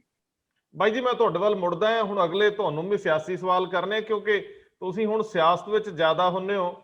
ਜਿਹੜਾ ਤੁਹਾਡਾ ਆਪਣਾ ਪ੍ਰੋਫੈਸ਼ਨ ਆ ਉਹਦੇ 'ਚ ਤਾਂ ਤੁਸੀਂ ਹੈਗੇ ਹੀ ਹੋ, ਤੇ ਵੈਸੇ ਵੀ ਅੱਜ ਕੱਲ ਸਿੱਧੂਆਂ ਦੀ ਬੱਲੇ ਬੱਲੇ ਆ, ਇੱਕ ਹੋਰ ਸਿੱਧੂ ਚਮਕਦਾ ਵੇਖਾਂਗੇ। ਸੋ ਮੈਂ ਸਰਦਾਰ ਨਧੜਕ ਸਿੰਘ ਜੀ ਵੱਲ ਜਾਣਾ ਚਾਹੂੰਗਾ। ਬਰਾੜ ਸਾਹਿਬ, ਅੱਜ ਮੇਰੀ BJP ਦੇ ਇੱਕ ਲੀਡਰ ਨਾਲ ਗੱਲ ਹੋਈ ਤੁਹਾਡੇ ਤੋਂ ਪਹਿਲਾਂ, ਔਰ ਉਹਨਾਂ ਨੇ ਸਿੱਧਾ ਇਲਜ਼ਾਮ ਲਾਇਆ ਕਿ ਹੁਣ ਪ੍ਰਕਾਸ਼ ਸਿੰਘ ਬਾਦਲ ਕਿੱਥੇ ਨੇ। ਪ੍ਰਕਾਸ਼ ਸਿੰਘ ਬਾਦਲ ਨੇ ਹੁਣ ਉਮਰ ਦੇ ਵਿੱਚ ਅੱਗੇ ਜਾ ਕੇ ਕਰਨਾ ਵੀ ਕੀ, ਜਿਸ ਪੜਾਅ ਤੇ ਨੇ। ਉਹਨਾਂ ਦੀ ਡਿਊਟੀ ਸੀ ਕਿ ਸਾਰੀ ਉਮਰ ਜਿਹੜੇ ਰਿਸ਼ਤੇ ਉਹਨਾਂ ਦੇ ਰਹੇ ਆ ਵੱਡੀ ਲੀਡਰਸ਼ਿਪ ਨਾਲ, ਉੱਥੇ ਜਾਂਦੇ ਪੰਜਾਬ ਨੂੰ ਇਸ ਹਨੇਰੀ ਗੁਫਾ ਚੋਂ ਕੱਢ ਦੇ। ਤੁਹਾਡਾ ਬਾਦਲ ਸਾਹਿਬ ਨਾਲ ਨੇੜੇ ਦਾ ਵਾਹ ਰਿਹਾ, ਔਰ ਤੁਸੀਂ ਉਹਨਾਂ ਦੀ ਰਾਜਨੀਤੀ ਨੂੰ ਦੇਖਿਆ। ਅਕਾਲੀ ਰਾਜਨੀਤੀ ਵੈਸੇ ਵੀ ਜੰਗਾਂ ਯੁੱਧਾਂ ਦੀ ਰਾਜਨੀਤੀ ਰਹੀ ਹੈ। ਅੱਜ ਜਿਹੜੀ ਰਾਜਨੀਤੀ ਆ ਇਹ ਸਿਰਫ ਪਾਵਰ ਗ੍ਰੈਬ ਕਰਨ ਦੀ ਆ। ਆਖਰ ਇਹ ਹੁਣ ਕਿੱਥੇ ਜਾ ਕੇ ਅਮਰਿੰਦਰ ਸਿੰਘ ਔਰ ਪ੍ਰਕਾਸ਼ ਸਿੰਘ ਬਾਦਲ ਦੀ ਜਿਹੜੀ ਜਿਹਨੂੰ ਕਹਿੰਦੇ ਹੁੰਦੇ ਵਿਚੋਲਗੀ ਸੀ, ਉਹ ਮਾਈਨਸ ਹੋ ਗਈ, ਟਕਰਾ ਆ ਗਿਆ। ਇੱਕ ਚੁੱਪ ਕਰਕੇ ਬਹਿ ਗਿਆ, ਦੂਜਾ ਆਪਣੀ ਜ਼ਿੰਮੇਵਾਰੀ ਨਿਭਾ ਕੇ ਬਹਿ ਗਿਆ। ਹੁਣ ਇੱਥੋਂ ਅੱਗੇ ਕਿੱਦਾਂ? ਕਿਉਂਕਿ ਇੱਕ ਪਾਸੇ ਇਹ ਵੀ ਕਿਹਾ ਜਾਂਦਾ ਹੈ ਕਿ ਕਿਹੜੇ ਨਵੇਂ ਕਾਰਪੋਰੇਟ ਆਉਣ ਲੱਗੇ ਆ, ਜਿਹੜੇ ਸਾਡੇ ਰਾਜ ਕਰਦੇ ਲੋਕ ਸੀ, ਇਹ ਤਾਂ ਪਹਿਲੇ ਕਾਰਪੋਰੇਟਸ ਨਾਲੋਂ ਵੀ ਵੱਡੇ ਆ। ਹਰ ਕਾਰੋਬਾਰ ਤੇ ਇਹਨਾਂ ਦਾ ਆਪਣਾ ਗਲਬਾ ਹੈ। ਰੰਧਾਵਾ ਸਾਹਿਬ, ਜਿਹੜੀ ਗੱਲ ਤੁਸੀਂ ਕਹਿ ਰਹੇ ਹੋ ਨਾ ਕਿ ਬਾਦਲ ਸਾਹਿਬ ਬਹਿ ਗਏ, ਪ੍ਰੋਫੈਸਰ ਰਜਿੰਦਰਪਾਲ ਸਿੰਘ ਕਹਿ ਰਹੇ ਸੀ ਕਿ ਕਾਂਗਰਸ ਤੇ ਅਕਾਲੀ ਦਲ ਆਪਣੀ ਜ਼ਮੀਨ ਤਲਾਸ਼ਦੇ ਨੇ।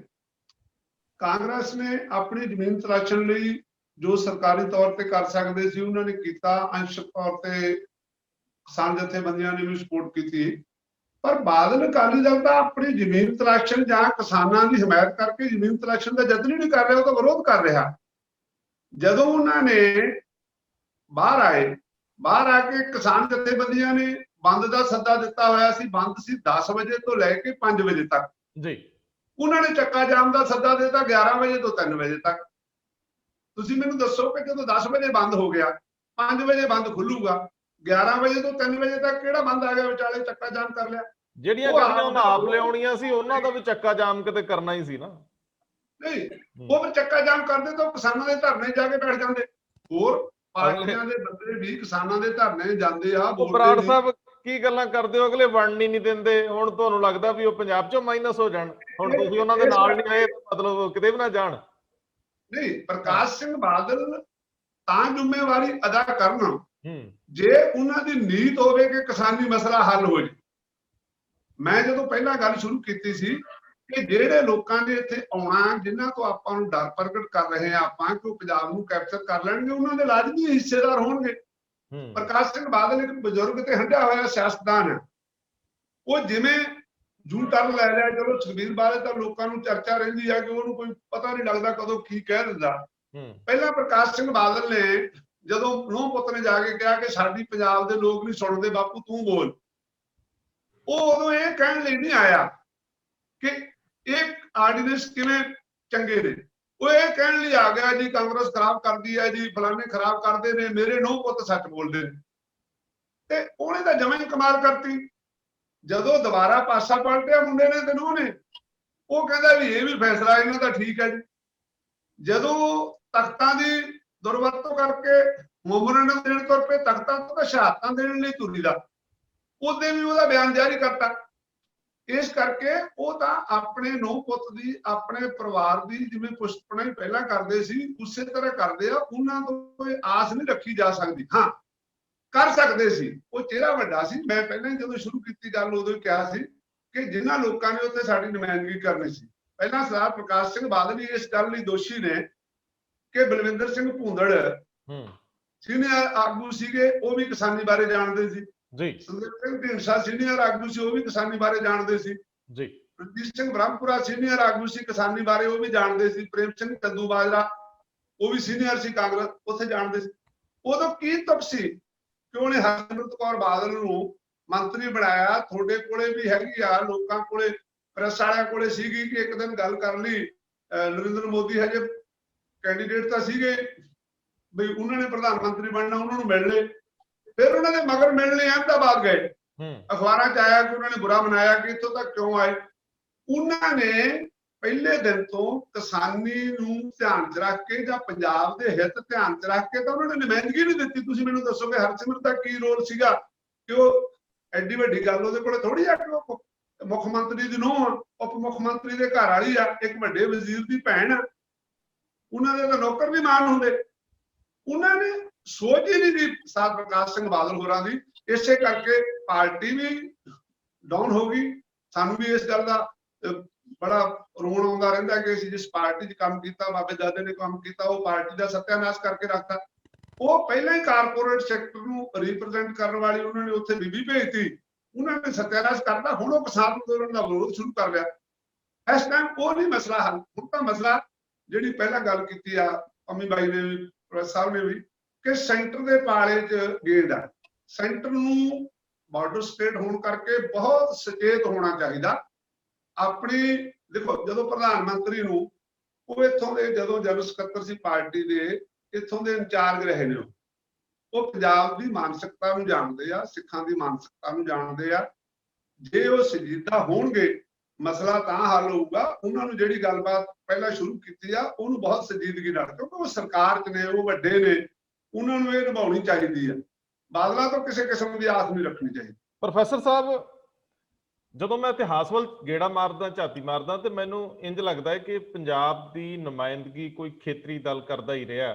ਔਰ 100 ਸਾਲ ਦਾ ਜਿਹੜਾ ਇਤਿਹਾਸ ਅਕਾਲੀਆਂ ਦਾ ਹੈ ਉਹ ਬੜਾ ਸ਼ਾਨਾਮਤ ਹੈ।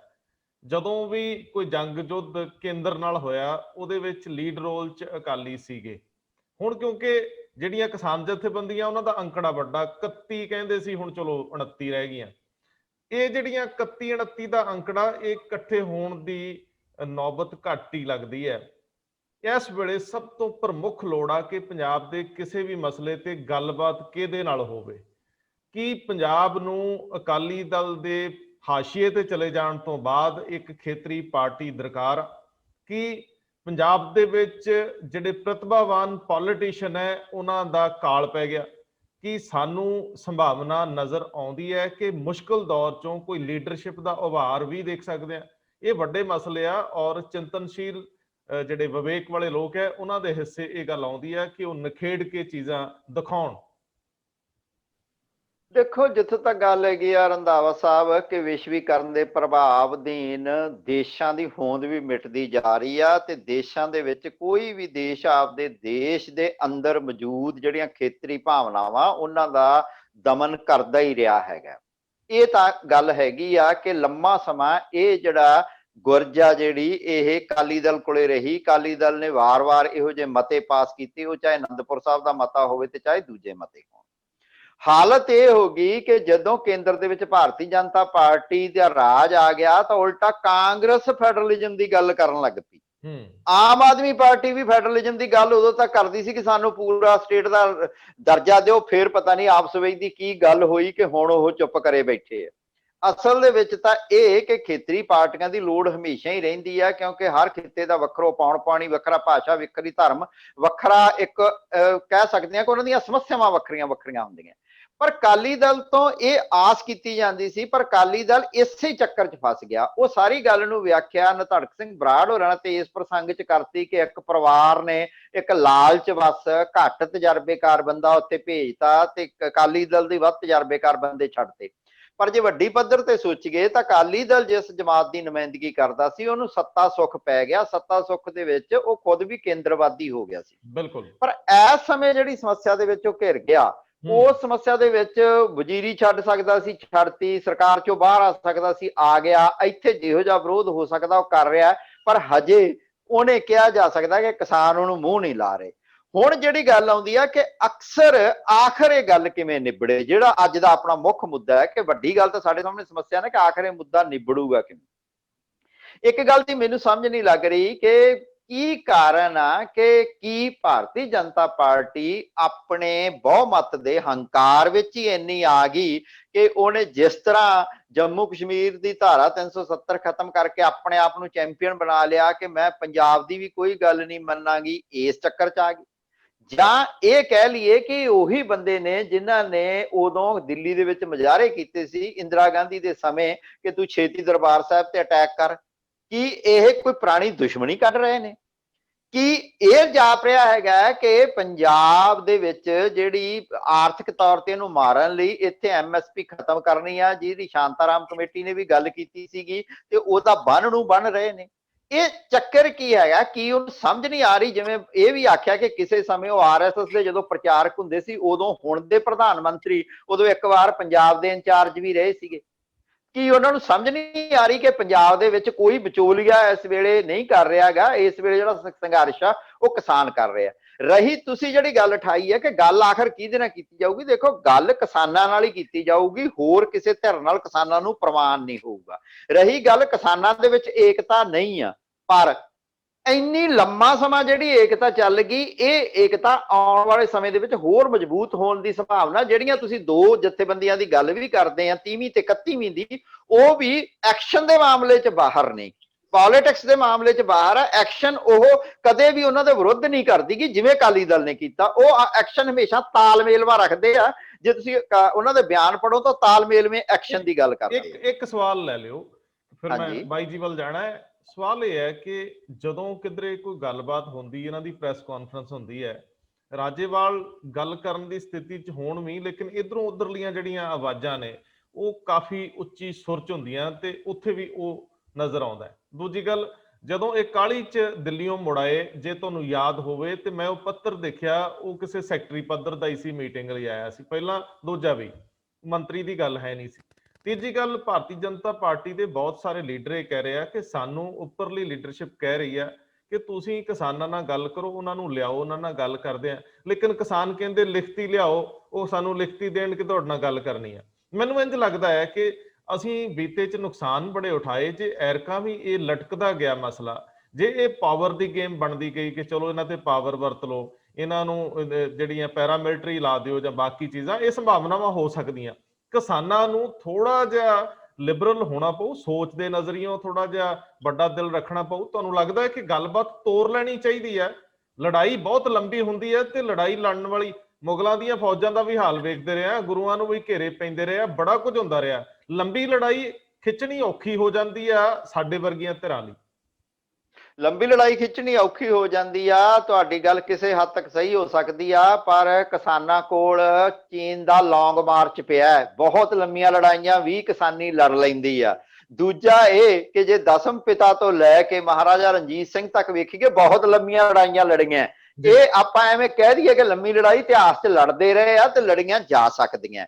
ਇਸ ਗੱਲੋਂ ਨਹੀਂ ਭੱਜਣਾ ਚਾਹੀਦਾ ਕਿ ਸਾਨੂੰ ਕਿਤੇ ਲੰਮੀ ਲੜਾਈ ਗਲ 'ਚ ਨਾ ਪੈ ਜੇ। ਅਸਲ ਦੇ ਵਿੱਚ ਤਾਂ ਇਹ ਕਿ ਜਿਹੜੀ ਕਿਸਾਨੀ ਦੀ ਧਿਰ ਥੋੜੀ ਜੀ ਸੌਖੀ ਆ, ਜਾਂ ਕਿਸਾਨੀ ਤੇ ਮੁੱਖ ਉਹਨਾਂ ਦਾ ਕਿੱਤਾ ਕਿਸਾਨੀ ਨਹੀਂ ਆ, ਹੋਰ ਕਿੱਤੇ ਦੇ ਵਿੱਚੋਂ ਪੈਸੇ ਕਮਾਉਂਦੇ, ਚਾਹੇ ਮੇਰੇ ਜੀ ਚਾਹੇ ਕੋਈ ਗਾਇਕ ਆ, ਉਹਨੂੰ ਤਾਂ ਇਹ ਲੱਗ ਸਕਦਾ ਹੈ ਕਿ ਲੰਮੀ ਨਾ ਖਿੱਚ ਜੇ, ਪਰ ਜਿਨ੍ਹਾਂ ਦਾ ਜੀਵਨ ਮਰਨ ਇਹਦੇ ਤੇ ਟਿਕਿਆ ਹੋਇਆ, ਉਹ ਮਾ ਕੇ ਇਸ ਤੋਂ ਇਲਾਵਾ ਹੋਰ ਉਹਨਾਂ ਕੋਲੇ ਰਾਹ ਵੀ ਕੀ ਹੈਗਾ।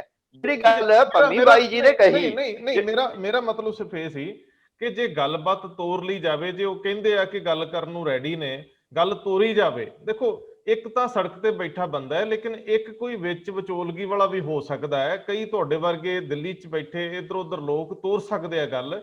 ਜਦੋਂ ਹੁਣ ਲੜਾਈ ਕਿਸਾਨਾਂ ਤੇ ਬੀਜੇਪੀ ਦੀ ਹੋ ਗਈ ਤੇ ਰੰਧਾਵਾ ਸਾਹਿਬ ਇੱਕ ਬੰਦਾ ਉੱਥੇ ਜਿੱਦਣ ਕਿਸਾਨ ਸੱਦੇ ਆ ਮੰਤਰੀ, ਤੇ ਇੱਕ ਉਹ ਉੱਥੇ ਖੇਤੀਬਾੜੀ ਮੰਤਰੀ ਸਪੇਅਰ ਨਹੀਂ ਕਰ ਸਕੇ। ਪੰਜਾਬ 'ਚ ਉਸੇ ਦਿਨ 10 ਮੰਤਰੀ ਭੇਜਤੇ। ਇੱਥੋਂ ਸਾਫ਼ ਜ਼ਾਹਰ ਹੈ ਕਿ ਲੜਾਈ ਲੜਨਾ ਚਾਹੁੰਦੇ ਆ, ਨਾ ਕਿ ਗੱਲਬਾਤ ਕਰਨਾ ਚਾਹੁੰਦੇ ਆ। ਗੱਲਬਾਤ ਉਹ ਕਰਨਾ ਹੀ ਨਹੀਂ ਚਾਹੁੰਦੇਗੇ। ਅੱਜ ਵੀ ਪ੍ਰਧਾਨ ਮੰਤਰੀ ਦਾ ਜਾਂ ਖੇਤੀਬਾੜੀ ਮੰਤਰੀ ਦਾ ਘੱਟੋ ਘੱਟ ਬਿਆਨ ਆਉਣਾ ਚਾਹੀਦਾ ਕਿ ਅਸੀਂ ਗੱਲਬਾਤ ਕਰਨੀ ਚਾਹੁੰਦੇ ਆ। ਤੇ ਗੱਲਬਾਤ ਅਸੀਂ ਜਿਹੜੀਆਂ ਸੰਘਰਸ਼ੀਲ ਧਿਰਾਂ ਨੇ, ਉਹ 29 ਕਮੇਟੀ, ਉਹਨਾਂ ਕੋਲੇ ਸਾਰਿਆਂ ਦੇ ਫੋਨ ਨੰਬਰ ਨੇ। ਤੇ ਇੰਨੀ ਜਿਹੜੀ ਫੌਜ ਆ, intelligence, counter intelligence, centre intelligence, ਉਹ ਕਾਹਦੇ ਲਈ ਹੈਗੀ? ਉਹਨਾਂ ਕੋਲੇ ਕਿਤੇ ਬੰਦੇ ਨਹੀਂ ਪਤਾ ਕਿ ਕਿਹਦੇ ਨਾਲ ਗੱਲਬਾਤ ਕਰਨੀ ਹੈ। ਇਹ ਮੇਰਾ ਖਿਆਲ ਆ ਕਿ ਇਹ ਤਾਂ ਕੇਂਦਰ ਸਰਕਾਰ ਦੇ ਸਿਰ ਜ਼ਿੰਮੇਵਾਰੀ ਆ। ਰਾਜ ਉਹਦੇ ਕੋਲੇ ਆ, ਨਾ ਕਿ ਕਿਸਾਨਾਂ ਕੋਲੇ ਰਾਜ ਆ। ਤੁਹਾਡਾ ਮਤਲਬ ਹੈ ਕਿ ਜਿਹੜੀ ਪੰਜਾਬ ਦੀ ਬੀਜੇਪੀ ਇਹ ਸਿਰਫ ਇੱਥੇ ਆਪਣੀ ਜ਼ਮੀਨ ਬਚਾਉਣ ਲਈ ਇਹੋ ਜਿਹੇ ਦਾਅਵੇ ਕਰ ਰਹੀ ਆ, ਉੱਪਰ ਵਾਲੇ ਬਿਲਕੁਲ ਨਹੀਂ ਚਾਹੁੰਦੇ। ਮੈਂ ਬਾਈ ਜੀ ਵੱਲ ਜਾਊਂਗਾ। ਬਾਈ ਜੀ, ਤੁਸੀਂ ਕਲਚਰ ਤੋਂ ਆਉਂਦੇ ਹੋ ਔਰ ਹਰ ਦਿਨ ਤੁਹਾਡੀ ਪਰਫਾਰਮੈਂਸ ਵੀ ਇਹਦੇ ਦੁਆਲੇ ਘੁੰਮਦੀ ਆ। ਸਾਡੀ ਸੱਭਿਅਤਾ ਦਾ ਖਾਸਾ ਇਹੀ ਆ ਕਿ ਸਾਡੇ ਕੋਲ ਵੱਡੀਆਂ ਮਹਾਨ ਪਰੰਪਰਾਵਾਂ ਤੇ ਸਾਡੇ ਕੋਲ ਦਿਖਾਉਣ ਲਈ ਇਤਿਹਾਸ ਵੱਡਾ ਹੈ। ਲੇਕਿਨ ਵਰਤਮਾਨ 'ਚ ਜਿਹੜੀ ਅਸੀਂ ਪਿਛਲੀ ਲੜਾਈ ਲੜੀ ਹੈ, ਜਿਹਦਾ ਕੋਈ ਮੂੰਹ ਸਿਰ ਨਹੀਂ, ਤੇ ਲੇਕਿਨ ਉਹਦੇ ਵਿੱਚ ਅਸੀਂ ਬਹੁਤ ਕੁਝ ਗਵਾਇਆ। ਇਹੀ ਡਰ ਆਉਂਦੇ ਨੇ ਕਿ ਕਿਤੇ ਨਵੀਂ ਲੜਾਈ ਸਾਡੇ ਕੋਲ ਪੈਂਦੀ ਆ ਤੇ ਪ੍ਰਾਪਤੀ ਕੋਈ ਨਹੀਂ ਹੁੰਦੀ। ਉਸ ਸਥਿਤੀ 'ਚ ਹੁਣ ਗਾਂ ਕੀ ਹੋਊ? ਇਹ ਜਿਹੜੀ ਪੁਰਾਣੀ ਲੜਾਈ ਸੀ, ਉਸ ਤੋਂ ਬਾਅਦ ਸਾਡੇ ਬੱਚੇ ਵੀ ਇੱਥੇ ਨਾ ਰਹੇ, ਵਿਦੇਸ਼ਾਂ ਨੂੰ ਤੁਰ ਗਿਆ, ਸਾਡਾ ਸਿਸਟਮ ਵੀ ਗਰਕ ਗਿਆ, ਪੜ੍ਹਾਈ ਲਿਖਾਈ ਵਾਲਾ ਤੇ ਵਰਕਾ ਹੀ ਪਾਟ ਗਿਆ। ਹੁਣ ਜੇਕਰ ਸਾਡੇ ਕਲਚਰ ਦੇ ਨਜ਼ਰੀਏ ਤੋਂ, ਸਾਡੀ ਸੱਭਿਅਤਾ ਦੇ ਨਜ਼ਰੀਏ ਤੋਂ, ਵਿਰਾਸਤ ਦੇ ਨਜ਼ਰੀਏ ਤੋਂ ਫਿਰ ਕੋਈ ਲੜਾਈ ਅਸੀਂ ਲੜਨ ਨਾਲ ਤੁਰ ਪਏ, ਤੇ ਫਿਰ ਅਗਲੇ ਦੌਰ 'ਚ ਪੰਜਾਬ ਦਾ ਮੂੰਹ ਮਹਾਂਦਰਾ ਕਿਹੋ ਜਿਹਾ ਹੋਊਗਾ? ਇਹ ਵੱਡਾ ਸਵਾਲ ਆ। ਰੰਧਾਵਾ ਸਾਹਿਬ, ਮੈਂ ਨਾ ਇਹ ਦੱਸਣਾ ਚਾਹੁੰਦਾ ਕਿ ਜਦੋਂ 1975 ਦੇ ਵਿੱਚ ਐਮਰਜੈਂਸੀ ਲੱਗੀ ਜੀ, ਕੁਝ ਇੱਕ ਬੰਦੇ ਸਮਾਜਵਾਦੀ ਤੇ ਉਹਨਾਂ ਦੇ ਨਾਲ ਸਾਡੀ ਉਹ ਕਹਿੰਦੇ ਨੇ ਸਾਡੀ ਸਟੇਟ ਦੀ ਉਹ ਪਾਰਟੀ ਜਿਹੜੀ ਕਿ ਹੁਣ ਤੱਕ ਰਾਜਾਂ ਨੂੰ ਵੱਧ ਅਧਿਕਾਰ ਦਾ ਰੌਲਾ ਪਾਉਂਦੀ ਰਹੀ, ਉਸ ਪਾਰਟੀ ਦੇ ਕੁਝ ਬੰਦਿਆਂ ਨੇ ਰਲ ਕੇ ਉਸ ਮੂਵਮੈਂਟ ਨੂੰ ਸ਼ੁਰੂ ਕੀਤਾ।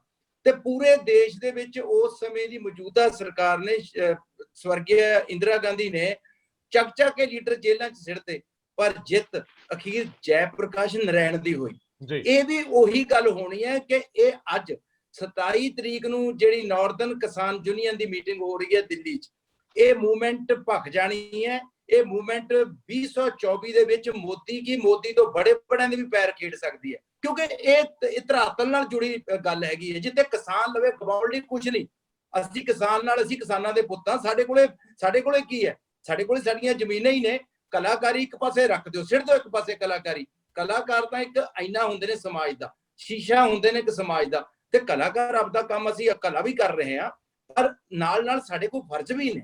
ਸੋ ਮੈਂ ਇਹ ਮਹਿਸੂਸ ਕਰਦਾ ਕਿ ਜੇ ਉਸ ਟਾਈਮ ਦੇ ਉੱਤੇ 2-2.5 ਸਾਲ ਮੂਵਮੈਂਟ ਚੱਲੀ ਤੇ 2-2.5 ਸਾਲ ਦੀ ਮੂਵਮੈਂਟ ਨੇ ਪੂਰਾ ਸਿਨੈਰੀਓ ਚੇਂਜ ਕਰਤਾ ਹਿੰਦੁਸਤਾਨ ਦਾ, ਤਾਂ ਸਾਡੀ ਇਹ ਕਿਸਾਨ ਮੂਵਮੈਂਟ ਜਿਹੜੀ ਅੱਜ ਅਸੀਂ ਸਿਰਫ ਪੰਜਾਬ ਤੇ ਹਰਿਆਣੇ 'ਚ ਦੇਖ ਰਹੇ ਹਾਂ, ਇਹ ਤੁਸੀਂ ਆਉਣ ਵਾਲੇ ਦਿਨਾਂ 'ਚ ਦੇਖੋਗੇ ਕਿ ਪੂਰੇ ਨਾਰਥਰਨ ਜ਼ੋਨ 'ਚ ਤੇ ਉਹ ਤੋਂ ਬਾਅਦ ਇਹ ਪੂਰੇ ਹਿੰਦੁਸਤਾਨ ਦੀ ਜਦੋਂ ਮੂਵਮੈਂਟ ਬਣ ਗਈ, ਕਿਸਾਨ ਜਾਗਰੂਕ ਹੋ ਗਿਆ, ਆਪਦੇ ਹੱਕਾਂ ਲਈ ਸਿਹਰਤ ਹੋ ਗਿਆ, ਤਾਂ ਕੋਈ ਵੀ ਦੁਨੀਆ ਦੀ ਤਾਕਤ ਰੋਕ ਨਹੀਂ ਸਕਦੀ। ਜਿਸ ਤਰ੍ਹਾਂ ਬਰਾੜ ਸਾਹਿਬ ਨੇ ਕਿਹਾ ਕਿ ਕਿਸਾਨੀ ਘੋਲ ਬੜੇ ਲੰਮੇ ਰਲੇ ਗਏ ਨੇ ਤੇ ਕਿਸਾਨੀ ਘੋਲਾਂ ਨੇ ਇਨਕਲਾਬ ਲਿਆਤਾ। ਸੋ ਇੱਥੇ ਵੀ ਉਸ ਤਰ੍ਹਾਂ ਦੀ ਉਹ ਗੱਲ ਹੋਣੀ ਹੈ। ਤੇ ਬਾਕੀ ਜਿਹੜੀ ਗੱਲ ਹੈਗੀ ਆ ਕਿ ਦੇਖੋ ਬੀਜੇਪੀ ਸੈਂਟਰ ਦੇ ਵਿੱਚ ਰਾਜ ਕਰ ਰਹੀ ਹੈ, ਉਹਨਾਂ ਦੇ ਲੀਡਰ ਇੱਥੇ ਬੰਦਿਆਂ ਨੂੰ ਵੀ ਖਰੀਦਣਗੇ, ਕਿਉਂਕਿ ਦੇਖੋ ਬੜੀਆਂ ਇਸ ਤਰ੍ਹਾਂ ਦੀਆਂ ਇੱਥੇ ਲੋਕ ਬੈਠੇ ਨੇ ਜਿਹੜਿਆਂ ਨੂੰ ਪਤਾ ਵੀ ਨਹੀਂ ਲੱਗਦਾ ਕਿ ਅਸੀਂ ਖਰੀਦੇ ਕਦੋਂਗੇ। ਇਹ ਵੀ ਬੜੀ ਵੱਡੀ ਗੱਲ ਹੁੰਦੀ, ਬੰਦੇ ਨੂੰ ਪਤਾ ਨਹੀਂ ਲੱਗਦਾ ਕਿ ਅਸੀਂ ਖਰੀਦੇ ਗਏ ਆ। ਸੋ ਇਸ ਤਰ੍ਹਾਂ ਕੁਝ ਉਸ ਤਰ੍ਹਾਂ ਦੇ ਬੰਦੇ, ਕੁਝ ਉਸ ਤਰ੍ਹਾਂ ਦੀਆਂ ਸੰਸਥਾਵਾਂ, ਜਿਵੇਂ ਇੱਕ ਲੋਕ ਅਧਿਕਾਰ ਪਾਰਟੀ ਹੈਗੀ ਆ, ਉਹ ਲੋਕਾਂ 'ਚ ਜਾਂਦੇ ਨੇ, ਪਿੰਡ ਪਿੰਡ ਜਾਂਦੇ ਨੇ, ਪਰ ਉਹਨਾਂ ਦੇ ਪਿੱਛੇ ਸਾਡੇ ਬੜੇ ਵੱਡੇ ਇਕੋਨੋਮਿਸਟ ਖੇਤੀ ਮਾਹਰ ਜੋਹਲ ਸਾਹਿਬ ਨੇ, ਤੇ ਜੋਹਲ ਸਾਹਿਬ ਨੇ ਪਹਿਲੀ ਬੋਲੀ ਜਿਹੜੀ ਹੈਗੀ ਆ ਇਹ ਸੈਂਟਰ ਸਰਕਾਰ ਦੇ ਹੱਕ 'ਚ ਬੋਲੀ ਹੈ ਤੇ ਉਹਦਾ ਬੜਾ ਲੋਕਾਂ 'ਚ ਥੂ ਵੀ ਹੋਈ ਹੈ। ਸੋ ਉਹ ਬੰਦੇ ਆਪਦੇ ਬੰਦਿਆਂ ਨੂੰ ਤੋੜ ਰਹੇ ਨੇ ਤੇ ਉਹੋ ਜਿਹੇ ਬੰਦਿਆਂ ਨੂੰ ਖਰੀਦਣਾ ਕੀ ਔਖਾ ਹੈਗਾ। ਸੋ ਇਸ ਤਰ੍ਹਾਂ ਹੁਣ ਜਿਵੇਂ ਚੁੰਡੀ ਵੜਤੀ ਸਰਕਾਰ ਨੇ ਕੈਪਟਨ ਅਮਰਿੰਦਰ ਸਿੰਘ ਤੇ ਥੋੜੀ ਚੂੜੀ ਟੈਟ ਕਰ ਲਈ, ਉਹਦੇ ਮੁੰਡੇ ਨੂੰ ਸਮਨ ਭੇਜਤੇ ਹੈ, ਤੇ ਉਹਨਾਂ ਨੇ ਥੋੜਾ ਜਿਹਾ ਹੁਣ ਹਾਈਲਾਈਟ ਕਰ ਦੇਣਾ ਕਿ ਜੀ ਜਿਹੜਾ ਆਪ ਨੂੰ ਮਾੜਾ ਜਿਹਾ ਚੱਕ ਲੋ ਉੱਪਰ, ਤਾਂ ਕਿ ਉਹਨਾਂ ਦੀ ਕੋਸ਼ਿਸ਼ ਇਹ ਹੈਗੀ ਆ ਬੀਜੇਪੀ ਦੀ। ਮੈਂ ਤੁਹਾਨੂੰ ਸਟੇਟ ਫਾਰਵਰਡ ਦੱਸਣਾ ਚਾਹੁੰਦਾ ਕਿ ਜਿਹੜੀ ਸਾਡੇ ਪੰਜਾਬ ਦੇ ਵਿੱਚ 72 ਲੱਖ ਪੇਂਡੂ ਵੋਟ ਹੈ, ਇਹਨੂੰ ਕਿਵੇਂ ਡਿਵਾਈਡ ਕਰੀਏ ਤੇ ਫਿਰ ਨੇੜੇ ਜੇ ਆ ਕੇ 2022 ਦੇ ਵਿੱਚ ਅਸੀਂ ਕੋਈ ਇਸ ਤਰ੍ਹਾਂ ਦਾ ਗੇਮ ਖੇਡਾਂਗੇ ਜਿਹਦੇ ਨਾਲ ਅਸੀਂ ਉਹ ਹਿੰਦੂ ਸਿੱਖ ਵਾਲੀ ਗੱਲ ਕਰਕੇ ਤੇ ਵਿਚਦੀ ਆਪਦੀ ਸਰਕਾਰ ਬਣਾ ਲਾਂਗੇ। ਇਹ ਉਹਨਾਂ ਦੇ ਅੰਦਰੂਨੀ ਜਿਹੜੇ ਹੈਗੇ ਨੇ ਮੁਤਲਕੇ ਨੇ, ਉਹਨਾਂ ਦੀ ਇਸ ਤਰ੍ਹਾਂ ਦੀ ਸੋਚ ਹੈਗੀ ਆ, ਤੇ ਇਸ ਸੋਚ ਨੂੰ ਬਹੁਤ ਚੰਗੀ ਤਰ੍ਹਾਂ ਬੜੇ ਲੀਡਰ ਜਿਹੜੇ ਕਿਸਾਨ ਯੂਨੀਅਨ ਦੇ ਲੀਡਰ ਨੇ ਉਹ ਬਹੁਤ ਨੇੜਿਓਂ ਦੇਖ ਰਹੇ ਨੇ, ਤੇ ਉਹ ਇਸੇ ਗੱਲ ਕਰਕੇ ਇਸ ਘੋਲ ਨੂੰ ਲੰਬਾ ਲਿਜਾਉਣ ਦੇ ਵਿੱਚ ਕਿਸਾਨ ਨੂੰ ਕੋਈ ਪ੍ਰੋਬਲਮ ਨਹੀਂ, ਜੱਟ ਨੂੰ ਕਿਸੇ ਕਿਸਮ ਦੀ ਪ੍ਰੋਬਲਮ ਨਹੀਂ, ਤੇ ਇਸ ਕਰਕੇ ਕਹਿੰਦੇ ਨੇ ਜਿਹੜਾ ਹੈਗਾ ਇਹ ਕਿਸਾਨੀ ਘੋਲ ਇੱਕ ਦਿਨ ਹਿੰਦੁਸਤਾਨ ਦਾ ਘੋਲ ਬਣੂਗਾ। ਇਹ ਮੇਰੀ ਗੱਲ ਨੋਟ ਕਰ ਲਓ ਬਾਈ ਜੀ। ਇਹ ਸਾਡੀ ਬਦਕਿਸਮਤੀ ਹੈ ਕਿ ਸਾਡੀ ਲੀਡਰਸ਼ਿਪ ਦੇ ਆਪਣੇ ਇੰਟਰਸਟ ਬੜੇ ਵਾਹਿਯਾਤ ਕਿਸਮ ਦੇ ਨੇ, ਔਰ ਦੂਜੀ ਗੱਲ ਇਹ ਹੈ ਕਿ ਇਹਨਾਂ ਦੇ ਡਰ ਵੀ ਬੜੇ ਵੱਡੇ ਨੇ। ਇਹਨਾਂ ਦੇ ਡਰ ਇਹਨਾਂ ਨੂੰ ਜੀਣ ਨਹੀਂ ਦਿੰਦੇ। ਜਿਵੇਂ ਤੁਸੀਂ ਗੱਲ ਕੀਤੀ ਹੈ ਵੀ ਕੈਪਟਨ ਅਮਰਿੰਦਰ ਸਿੰਘ ਦੇ ਪੁੱਤਰ ਨੂੰ ਸੰਮਣ ਆ ਗਏ, ਔਰ ਸੰਮਣ ਜਿਹੜੀ ਉਹਦੀ ਟਾਈਮਿੰਗ ਨੂੰ ਦੇਖ ਕੇ ਲੋਕ ਸਾਫ਼ ਹੀ ਪੁੱਛਦੇ ਆ ਕਿ ਵਿਧਾਨ ਸਭਾ 'ਚ ਜੋ ਹੋਇਆ, ਕੇਂਦਰ ਕਹਿੰਦਾ ਕਿ ਸਾਡੇ ਕੋਲ ਹੀ ਆ ਭਾਈ ਰੱਸਾ।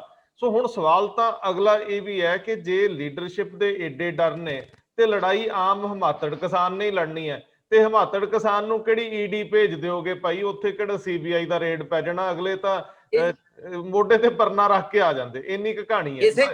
ਇਸੇ ਕਰਕੇ ਰੰਧਾਵਾ ਸਾਹਿਬ ਮੈਂ ਦੱਸਣਾ ਚਾਹੁੰਦਾ ਕਿ ਕਿਸਾਨ ਯੂਨੀਅਨ ਜਿਹੜੀ ਹੈਗੀ ਸਾਰੇ ਪੱਖਾਂ ਤੋਂ ਸਟਰੋਂਗ ਹੈ। ਸਾਡੇ ਲੀਡਰਾਂ ਨੇ ਤਾਂ ਪੰਜਾਬ ਦੇ ਹਿੱਤ ਵੇਚੇ ਨੇ, ਪੰਜਾਬ ਵੇਚਿਆ, ਪੰਜਾਬ ਨੂੰ ਖਾਧਾ ਹੈ, ਉਹ ਉਹਨਾਂ ਦੇ ਸਾਰਿਆਂ ਦੇ ਲਕੂਨੇ ਨੇ, ਸਾਰਿਆਂ ਦੀਆਂ ਫਾਈਲਾਂ ਕਿਸੇ ਕੋਲੇ ਪੰਜਾਬ ਸਰਕਾਰ ਲਵੇ ਪਈਆਂ ਨੇ, ਕੁਝ ਫਾਈਲਾਂ ਸੈਂਟਰ ਸਰਕਾਰ ਲਵੇ ਪਈਆਂ ਨੇ।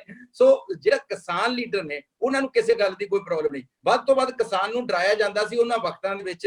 ਮੇਰੇ ਫਾਦਰ ਦੱਸਦੇ ਸੀ ਕਿ ਪ੍ਰਤਾਪ ਸਿੰਘ ਕੈਰੋਂ ਨੂੰ ਪਤਾ ਸੀ ਕਿ ਜਿਹੜਾ ਸਾਡਾ ਮਹਾਜਨ ਵਰਗ ਹੈਗਾ ਉਹ ਥਾਣੇ ਤੋਂ ਚੱਲਦਾ ਹੈ ਜੀ, ਤੇ ਮਤਲਬ ਉਹ ਨਹੀਂ ਜਾਣਾ ਚਾਹੁੰਦਾ, ਉਹਦੀ ਇੱਜ਼ਤ ਨਹੀਂ ਰਹਿੰਦੀ ਆਪਦੇ ਕਮਿਊਨਿਟੀ ਦੇ ਵਿੱਚ। ਤੇ ਜਿਹੜਾ ਜੱਟ ਹੈਗਾ ਉਹ ਜੇਲ੍ਹ ਤੋਂ ਨਹੀਂ ਡਰਦਾ, ਬਿਲਕੁਲ ਨਹੀਂ ਡਰਦਾ ਜੇਲ੍ਹ 'ਚ। ਚਾਹੇ ਜੱਟ ਨੂੰ 20 ਸਾਲ ਜੇਲ੍ਹ 'ਚ ਰੱਖ ਲਓ, ਉਹ 20 ਸਾਲੀਆਂ ਹੁਣ ਵੀ ਸਾਡੇ ਲੋਕ ਕੱਟਦੇ ਹੀ ਨੇ ਵੱਖ-ਵੱਖ ਮੁਕੱਦਮਿਆਂ ਦੇ ਵਿੱਚ। ਜੱਟ ਡਰਦਾ ਕੁਰਕੀ ਤੋਂ। ਸਾਡੀ ਕੁਰਕੀ ਕਰੋਗੇ ਕਿਸ ਚੀਜ਼ ਨਾਲ? ਸਾਡੀ ਤਾਂ ਕੁਰਕੀ ਪਹਿਲੀ ਹੋਈ ਹੈ। ਸਾਡੇ ਤਾਂ ਲੋਕ ਕੁਰਕੀ ਤੋਂ ਡਰਦੇ ਮਾਰੇ ਤਾਂ ਫਾਹੇ ਲੈ ਲੈਂਦੇ ਨੇ, ਸਲਫਾਸ ਦੀਆਂ ਗੋਲੀਆਂ ਖਾ ਲੈਂਦੇ ਨੇ। ਸਾਡੀ ਤਾਂ ਬਦਕਿਸਮਤੀ ਇਹੀ ਹੈ, ਲੁੱਟ ਕੇ ਖਾ ਗਿਆ ਪੂਰੇ ਹਿੰਦੁਸਤਾਨ ਨੂੰ ਗੁਜਰਾਤੀ ਹੈ। ਉਹ ਚਾਹੇ ਇੰਡਸਟਰੀਲਿਸਟ ਨੇ, ਚਾਹੇ ਉਹਨਾਂ ਨੇ ਬੈਂਕਾਂ 'ਚ ਡਾਕੇ ਮਾਰੇ ਨੇ, ਉਹ ਮੇਲੂ ਵਰਗੇ ਬਾਹਰ ਫਿਰਦੇ ਨੇ, ਮੌਜ ਨਾਲ ਐਸ਼ਾਂ ਕਰ ਰਹੇ ਨੇ, ਕੋਈ 5000 ਕਰੋੜ, ਕੋਈ 10000 ਕਰੋੜ। ਪਰ ਸਾਡਾ ਕਿਸਾਨ ਮਰ ਰਿਹਾ ਹੈ 5 ਲੱਖ ਪਿੱਛੇ, 8 ਲੱਖ ਪਿੱਛੇ, 10 ਲੱਖ ਪਿੱਛੇ। ਇਹ ਲਾਹਨਤ ਹੈ ਸਾਡੀ ਸਰਕਾਰਾਂ ਦੇ ਉੱਤੇ ਜਿਹੜੀਆਂ ਸਾਡੀ ਸਟੇਟ ਤੇ ਰਾਜ ਕਰਦੀਆਂ ਨੇ ਕਿ ਉਹ ਸਾਡੇ ਕਿਸਾਨ ਨੂੰ ਖੁਸ਼ਹਾਲ ਨਹੀਂ ਕਰ ਸਕਦੇ। ਅੱਛਾ ਬਰਾੜ ਸਾਹਿਬ, ਮੈਨੂੰ ਨਤੜਕ ਜੀ ਇਹ ਦੱਸਿਓ, ਬਰਗਾੜੀ ਦੇ ਵਿੱਚ ਮੋਰਚਾ ਲੰਬਾ ਚੱਲ ਗਿਆ, ਜਜ਼ਬਾ ਬੜਾ ਸੀ। ਮੇਰੇ ਆਮ ਹੀ ਉਦੋਂ ਮੇਰਾ ਗਲਾ ਭਰ ਆਉਂਦਾ ਹੁੰਦਾ ਸੀ ਰਿਪੋਰਟ ਕਰਦਿਆਂ, ਔਰ ਕਈ ਵਾਰੀ ਮੈਂ ਦੇਖਿਆ ਸੀ ਕਿ ਉੱਥੇ ਇੰਨਾ ਕੁ ਜੋਸ਼ ਹੁੰਦਾ ਸੀ, ਇੰਜ ਲੱਗਦਾ ਸੀ ਜਿਵੇਂ ਗੁਰੂ ਨੇ ਇਹ ਸਾਰੀ ਇੱਕ ਆਪ ਕੌਤਕ ਰਚਾਇਆ ਕਿ ਮੇਰੇ ਲੋਕਾਂ 'ਚ ਜਾਗਰੂਕਤਾ ਆਵੇ, ਇੱਕ ਮੂਵਮੈਂਟ ਬਣ ਗਈ। ਫਿਰ ਹੌਲੀ ਦਿਨੀ ਸਰਕਾਰ ਨੇ ਉਹਦਾ ਸਿਰ ਲਾ ਲਿਆ, ਉਹਦੀ ਲੀਡਰਸ਼ਿਪ ਵੀ ਖਿੰਡ ਪੁੰਡ ਗਈ, ਇੱਕ ਦੂਜੇ ਤੇ ਇਲਜ਼ਾਮ ਲਾਉਣ ਲੱਗ ਗਈ। ਸੋ ਸਾਡੇ ਇਤਿਹਾਸ ਵਿੱਚ ਗਦਾਰੀਆਂ ਦਾ ਵੀ ਖਾਸਾ ਵੱਡਾ ਜ਼ਿਕਰ ਹੈ। ਇਹ ਮੂਵਮੈਂਟ ਇਸ ਡਰੋਂ ਵੀ ਮੈਨੂੰ ਤੰਗ ਕਰਦੀ ਕਈ ਵਾਰੀ। ਨਹੀਂ, ਜਿਹੜਾ ਤਾਂ ਹੈਗਾ ਜੀ ਬਰਗਾੜੀ ਵਾਲਾ ਮੋਰਚਾ, ਉਹਦੇ 'ਚ ਤਾਂ ਮੈਂ ਜਿਹੜੀ ਮੇਰੀ ਸੋਚ ਸੀ ਕਿ ਜਿੱਦੇ ਉਹਨਾਂ ਦੀ ਮੰਗ ਤੇ ਜਿਹੜਾ ਮਗਰੋਂ ਮੋਰਚਾ ਲੱਗਾ ਸੀ, ਉਹਨਾਂ ਦੀ ਮੰਗ ਤੇ ਸੈਸ਼ਨ ਬੁਲਾ ਲਿਆ ਗਿਆ ਸੀ, ਉਹਨਾਂ ਦੀ ਮੰਗ ਤੇ CBI ਤੋਂ ਜਾਂਚ ਵਾਪਸ ਲੈ ਲਈ ਗਈ ਸੀ, ਉਦੋਂ ਉਹਨਾਂ ਦਾ ਮੋਰਚਾ ਸਿਖਰ ਸੀ, ਉਦੋਂ ਜਿੱਤ ਦਾ ਡੰਕਾ ਵਜਾ ਕੇ ਖਤਮ ਕਰ ਸਕਦੇ ਸੀ ਜੀ। ਉਦੋਂ ਮਗਰੋਂ ਕੁਝ ਬੰਦੇ ਹੋਰ ਐਂਟਰ ਹੋ ਗਏ, ਕਿਸੇ ਨੇ ਆਪਣੇ ਉਹਨਾਂ ਦੇ ਤਬੀਅਤ ਤੌਰ ਤੇ ਆਪਣੀਆਂ ਰੋਟੀਆਂ ਸੇਕ ਲੀਆਂ ਤੇ ਹੌਲੀ ਹੌਲੀ ਉਹ ਗੱਲ ਲੰਬੀ ਹੋ ਗਈ। ਉਹਦੇ 'ਚ ਕਾਰਨ ਇਹ ਸੀ ਕਿ ਲੋਕਾਂ ਨੂੰ ਦਿਸਣ ਲੱਗ ਪਿਆ ਸੀ, ਆਪਾਂ ਖਰੀਦ ਰਹੇ ਕਹਿੰਦੇ ਕਿ ਸਰਕਾਰ ਨੇ ਐਕਸ਼ਨ ਲੈਣਾ ਸ਼ੁਰੂ ਕਰ ਲਿਆ ਜੀ। ਇਹਦੇ 'ਚ ਤਾਂ ਸਰਕਾਰ ਕਿਤੇ ਐਕਸ਼ਨ ਲੈਂਦੀ ਦਿਸਦੀ ਹੋਈ ਨਹੀਂ। ਪ੍ਰਧਾਨ ਮੰਤਰੀ ਨੂੰ, ਖੇਤੀ ਮੰਤਰੀ ਨੂੰ ਕਿਤੇ ਇਸ ਤਰ੍ਹਾਂ ਦਾ ਸਹਾਨੁਭੂਤੀ ਵਾਲਾ, ਕੋਈ ਸਤਿਕਾਰ ਵਾਲਾ ਬਿਆਨ ਹੀ ਨਹੀਂ ਆਉਂਦਾ। ਆਪੇ ਰੌਲਾ ਪਾਈ ਜਾਂਦੇ ਨੇ ਕਿ ਅਸੀਂ ਇਹ ਕਿਸਾਨਾਂ ਦੇ ਹਿੱਤ 'ਚ ਆ, ਤੇ ਕਿਸਾਨ ਦੀ ਕੋਈ ਜਥੇਬੰਦੀ ਨਹੀਂ ਕਹਿੰਦੀ ਕਿ ਸਾਡੇ ਹਿੱਤ 'ਚ ਆ। ਤੁਸੀਂ ਫਿਰ ਜਿਨ੍ਹਾਂ ਦੇ ਹਿੱਤ 'ਚ ਆ ਉਹਨਾਂ ਨੂੰ ਬੈਠ ਕੇ ਮਿਲ ਕੇ ਸਮਝਾਓ ਤਾਂ ਸਹੀ ਨਾ ਵੀ ਕਿਵੇਂ ਹਿੱਤ 'ਚ ਆ ਤੁਹਾਡੇ। ਬਿਲਕੁਲ। ਉਹ ਗੱਲਬਾਤ ਵਾਲੀ ਜਿਹੜੀ ਗੱਲ ਆ, ਚਾਹੇ ਖੜੋਤ ਆ ਗਈ ਚਾਹੇ ਕੁਛ ਆ ਗਿਆ, ਉਹਦੇ 'ਚ ਸੈਂਟਰ ਨੂੰ ਉਹਦੇ ਉਹ ਗੱਲਬਾਤ ਕਰਨ ਗਏ, ਮੁੜਿਆ ਹੈ। ਆਪਾਂ ਕਹਿ ਦਿੰਦੇ ਆ ਕਿ ਚਲੋ ਜਿਸ ਪੱਧਰ ਤੇ ਸੀ ਕਿ ਪਹਿਲਾਂ ਨਹੀਂ ਸੀ ਤੈਅ ਕਿ ਕਿਸੇ ਮੰਤਰੀ ਨੇ ਆਉਣਾ, ਲੇਕਿਨ ਉਹ ਇਤਰਾਜ਼ ਕਰਕੇ ਆਏ ਕਿ ਮੰਤਰੀ ਨਹੀਂ ਆਇਆ, ਉਹਨਾਂ ਨੇ ਸਾਨੂੰ ਕਿਹਾ ਸੀ 1 ਵਜੇ ਆਵਾਂਗੇ, ਲੇਕਿਨ ਮੋਹਰਾਂ ਨੂੰ ਤਾਂ ਦੇ ਆਏ। ਉਹਦੇ ਤੇ ਕੋਈ ਉਹਨਾਂ ਨੇ ਬਣਾਇਆ ਤਾਂ ਉਹ ਸਿਸਟਮ ਕਿ ਅਸੀਂ ਆਹ ਕਰ ਸਕਦੇ ਹਾਂ, ਨਹੀਂ ਕਰ ਸਕਦੇ। ਉਹਨਾਂ ਦਾ ਯਤਨ ਜਿਹੜਾ ਗਲਤ ਆ ਕਿ ਉਹਨਾਂ ਨੇ ਮੰਤਰੀਆਂ ਦੀ ਜਿਨ੍ਹਾਂ ਦੀ ਡਿਊਟੀ ਇਸ ਗੱਲ ਲਈ ਲਾਤੀ ਕਿ ਕਨਵਿੰਸ ਕਰਾਓ ਬਾਕੀਆਂ ਨੂੰ। ਹੁਣ ਦੇਖੋ ਭਾਰਤੀ ਜਨਤਾ ਪਾਰਟੀ ਦੇ ਕੁਝ ਬੰਦਿਆਂ ਨੂੰ ਇਕੱਠੇ ਕਰਕੇ ਮੰਤਰੀ ਵਰਚੁਅਲ ਕਾਨਫਰੰਸ ਰਾਹੀਂ ਸਮਝਾਉਣ ਲੱਗ ਪੈਂਦੇ ਆ ਕਿ ਤੁਸੀਂ ਆਹ ਜੀ ਪ੍ਰਚਾਰ ਕਰੋ। ਉਹ ਗੱਲ ਤਾਂ ਇਹ ਹੈ ਕਿ ਜਿਹੜੇ ਲੋਕ ਸੰਘਰਸ਼ ਕਰਦੇ ਆ ਤੁਸੀਂ ਉਹਨਾਂ ਨਾਲ ਗੱਲ ਕਰੋ। ਇਸ ਕਰਕੇ ਸਰਕਾਰ ਦੇ ਪਾਲਿਤ ਗੇਟ ਹੈਗੀ ਆ, ਉਹਨਾਂ ਨੂੰ ਇਹ ਵਿਚਾਰ ਕਰਨਾ ਚਾਹੀਦਾ। ਮੈਂ ਇਹ ਤਾਂ ਨਹੀਂ ਕੋਈ ਕਹਿ ਸਕਦਾ ਵੀ ਉਹਨਾਂ ਦੇ ਮਨ 'ਚ ਕੀ ਹੈ, ਜਿਹੜੇ ਪੰਮੀ ਬਾਈ ਹੋਣੀ ਗੱਲ ਕਰਦੇ ਆ ਵੀ ਜਾਂ ਇਸ ਤਰ੍ਹਾਂ ਉਹ ਆਪਣੇ ਆਪ ਜਿਹੜਾ ਇਹ ਸੋਚੀ ਫਿਰਦੇ ਆ ਨਾ ਕਿ ਅੰਦੋਲਨ ਫੇਲ ਹੋ ਜਾਊਗਾ। ਚਲੋ ਹੋ ਵੀ ਜਾਊ, ਮੰਨ ਲਓ।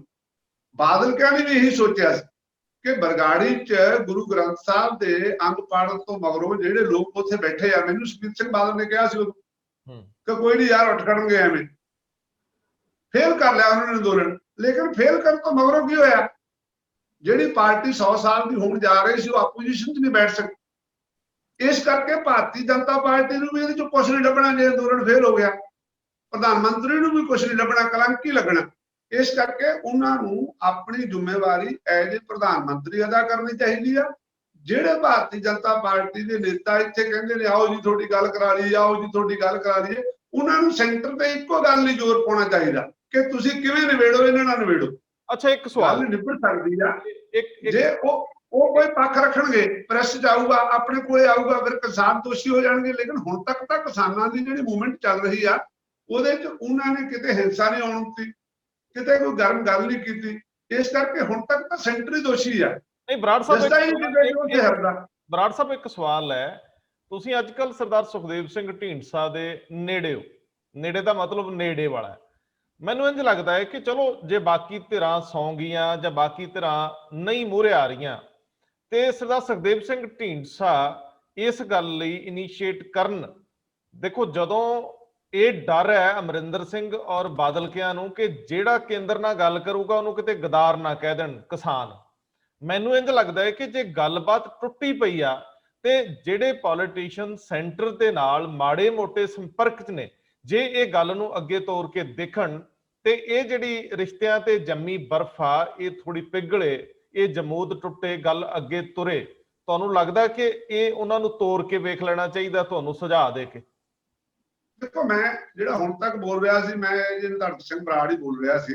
ਜਿਹੜੀ ਤੁਸੀਂ ਹੁਣ ਗੱਲ ਕੀਤੀ ਆ, ਮੈਂ ਉਸ ਪਾਰਟੀ ਦਾ ਹਿੱਸਾ। ਅਸੀਂ ਸਭ ਤੋਂ ਪਹਿਲਾਂ ਸੁਖਦੇਵ ਸਿੰਘ ਢੀਂਡਸਾ ਹੋਰਾਂ ਨੇ ਨੁਕਤਾਵਾਰ 27 ਜੁਲਾਈ ਨੂੰ ਟ੍ਰੇਨ ਨਾਲ ਚਿੱਠੀ ਲਿਖ ਰਹੀ ਸੀ, ਜਦੋਂ ਸੁਖਬੀਰ ਸਿੰਘ ਬਾਦਲ ਤੇ ਬੀਬਾ ਹਰਸਿਮਰਤ ਐਡਵੋਕੇਸੀ ਕਰਦੇ ਸੀ। ਸਾਨੂੰ ਇਹ ਕਹਿੰਦੇ ਸੀ ਵੀ ਕਾਂਗਰਸ ਦੀ ਬੀ ਟੀਮ ਆ ਕਿ ਆ ਗੱਲਾਂ ਗਲਤ ਨੇ, ਇਹ ਖਦਸ਼ੇ ਕਿਸਾਨਾਂ ਨੂੰ ਮਿਲ ਕੇ ਦੂਰ ਕਰਨੇ ਚਾਹੀਦੇ। ਉਹ ਚਿੱਠੀ 'ਚ ਬੇਸ਼ਬਦਾਵਲੀ ਸੀ ਜੀ।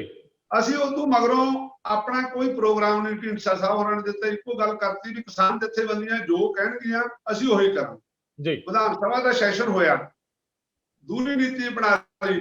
ਆਮ ਆਦਮੀ ਪਾਰਟੀ ਨੇ, ਬਾਦਲ ਅਕਾਲੀ ਦਲ ਨੇ ਅੰਦਰ ਸਪੋਰਟ ਕਰਤੀ, ਗਵਰਨਰ ਕੋਲੇ ਗਏ ਸਪੋਰਟ ਕਰਤੀ। ਮਗਰੋਂ ਆ ਕੇ ਕਹਿਣ ਲੱਗ ਪਏ ਜੀ ਉਹਨਾਂ ਨੇ ਕਿਸਾਨਾਂ ਨਾਲ ਧੋਖਾ ਕਰਤਾ। ਗੱਲ ਹੀ ਨਹੀਂ ਸਮਝ ਆਈ। ਕਿਸਾਨ ਕਹਿੰਦੇ ਕਿ ਅੰਸ਼ਕ ਜਿੱਤ ਹੋ ਗਈ, ਗੱਲ ਬਣ ਗਈ ਵੀ ਚਲੋ ਸਾਰਾ ਪੰਜਾਬ ਇਕੱਠਾ। ਹੁਣ ਅਸੀਂ ਉਹਦੇ ਵੀ ਪਾਰਟੀ ਦੀ ਮੀਟਿੰਗ ਹੋਈ, ਪਾਰਟੀ ਦੀ ਮੀਟਿੰਗ 'ਚ ਇਹੀ ਰੈਜੂਲੇਸ਼ਨ ਲਿਆਂਦਾ ਕਿ ਵਿਧਾਨ ਸਭਾ ਦੇ ਹੋਏ ਸੈਸ਼ਨ ਬਾਰੇ ਜਿਸ ਤਰ੍ਹਾਂ ਦੀ ਪ੍ਰਤੀਕਿਰਿਆ ਕਿਸਾਨ ਜਥੇਬੰਦੀਆਂ ਦੀ ਹੋਊਗੀ ਅਸੀਂ ਉਸੇ ਤਰ੍ਹਾਂ ਸਪੋਰਟ ਕਰਾਂਗੇ। ਇਸ ਕਰਕੇ ਅਸੀਂ ਹੁਣ ਤੱਕ ਆਪਣੇ ਵੱਲੋਂ ਕੋਈ ਗੱਲ ਨਹੀਂ ਕਰ ਰਹੇ। ਜੇ ਕਿਸਾਨ ਜਥੇਬੰਦੀਆਂ ਕਹਿਣਗੀਆਂ, ਮੈਂ ਸਮਝਦਾ ਕਿ ਸਰਦਾਰ ਸੁਖਦੇਵ ਸਿੰਘ ਢੀਂਡਸਾ ਸੋਬਰ ਤੇ ਸਿਆਣੇ ਆਗੂ ਨੇ, ਉਹ ਗੱਲਬਾਤ ਸ਼ੁਰੂ ਕੀਤੀ ਜਾ ਸਕਦੀ ਹੈ। ਲੇਕਿਨ ਅਸੀਂ ਗੱਲਬਾਤ ਸ਼ੁਰੂ ਕਰਨ ਦੇ ਹੱਕ 'ਚ ਨਹੀਂ। ਕਿਸਾਨ ਜਥੇਬੰਦੀਆਂ ਕਹਿਣ ਕਿ ਢੀਂਡਸਾ ਸਾਹਿਬ ਸ਼ੁਰੂ ਕਰਨ ਤਾਂ ਫਿਰ ਲਾਜ਼ਮੀ ਕਰਾਂਗੇ, ਲੋਕਾਂ ਦੇ ਸਾਹਮਣੇ ਰੱਖਾਂਗੇ ਕਿ ਅਸੀਂ ਉਹਦੇ ਗੱਲ ਕੀਤੀ, ਸਾਡੀ ਸੁਣੀ ਨਹੀਂ। ਨਹੀਂ, ਇਹ ਤੁਹਾਡੇ ਵੀ ਫਿਰ ਡਰ ਹੀ ਬੋਲਦੇ ਕਿ ਸਾਨੂੰ ਕਿਸਾਨ ਜਥੇਬੰਦੀਆਂ ਕਹਿਣ। ਮੈਨੂੰ ਇੰਜ ਲੱਗਦਾ ਕਿ ਇਸ ਮੌਕੇ ਤੇ ਜੇਕਰ ਐਲਾਨੀਆਂ ਢੀਂਡਸਾ ਸਾਹਿਬ ਇਹ ਐਲਾਨ ਕਰਕੇ ਜਾਣ ਕਿ ਮੈਂ ਦਿੱਲੀ ਜਾ ਰਿਹਾ ਔਰ ਮੈਂ ਉੱਥੇ ਪ੍ਰਧਾਨ ਮੰਤਰੀ ਨੂੰ ਮਿਲਣਾ ਹੈ, ਮੈਂ ਅਮਿਤ ਸ਼ਾਹ ਨੂੰ ਮਿਲਣਾ ਹੈ, ਮੈਂ ਖੇਤੀ ਮੰਤਰੀ ਨੂੰ ਮਿਲਣਾ ਹੈ, ਤੇ ਉਹਨਾਂ ਨੂੰ ਕਨਵਿੰਸ ਕਰਨਾ ਕਿ ਉਹ ਕਿਸਾਨਾਂ ਨਾਲ ਸੰਵਾਦ ਰਚਾਉਣ, ਗੱਲਬਾਤ ਸ਼ੁਰੂ ਕਰਨ, ਮੈਨੂੰ ਲੱਗਦਾ ਇਹ ਬੜਾ ਅਹਿਮ ਪੱਖ ਆ। ਬਜਾਏ ਇਹਦੇ ਕਿ ਕਿਸਾਨ ਤੁਹਾਨੂੰ ਕਹਿਣ, ਕਿਸਾਨ ਨਹੀਂ ਕਹਿਣਗੇ, ਉਹ ਤਰਲਾ ਨਹੀਂ ਮਾਰਨਗੇ।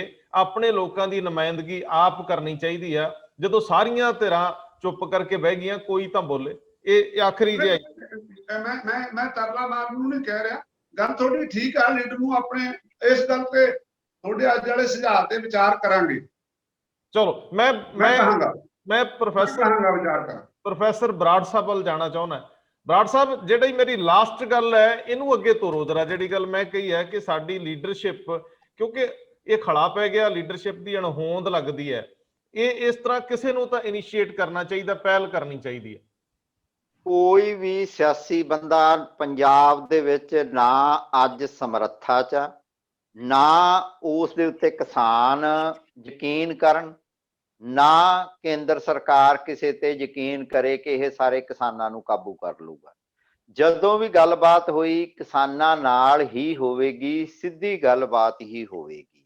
ਢੀਂਡਸਾ ਸਾਹਿਬ ਵਾਲੀ ਜਿਹੜੀ ਗੱਲ ਹੈਗੀ ਆ, ਤੁਹਾਡਾ ਸ਼ੁਭ ਚਿੰਤਨ ਹੋ ਸਕਦਾ ਹੈ, ਨਿਧੜਕ ਸਿੰਘ ਬਰਾੜ ਹੋਰੀ ਇਸ ਤਰ੍ਹਾਂ ਸੋਚ ਸਕਦੇ ਆ, ਬਿਲਕੁਲ ਨਹੀਂ। ਕਿਸਾਨ ਉਹਨਾਂ ਤੇ ਬਿਲਕੁਲ ਯਕੀਨ ਨਹੀਂ ਕਰਨਗੇ ਕਿ ਉਹ ਸਾਡੇ ਬਿਹਾਫ ਤੇ ਜਾ ਕੇ ਗੱਲ ਕਰਨ। ਬਰਾੜ ਸਾਹਿਬ, ਗੱਲ ਨਹੀਂ ਸਮਝੀ ਤੁਸੀਂ।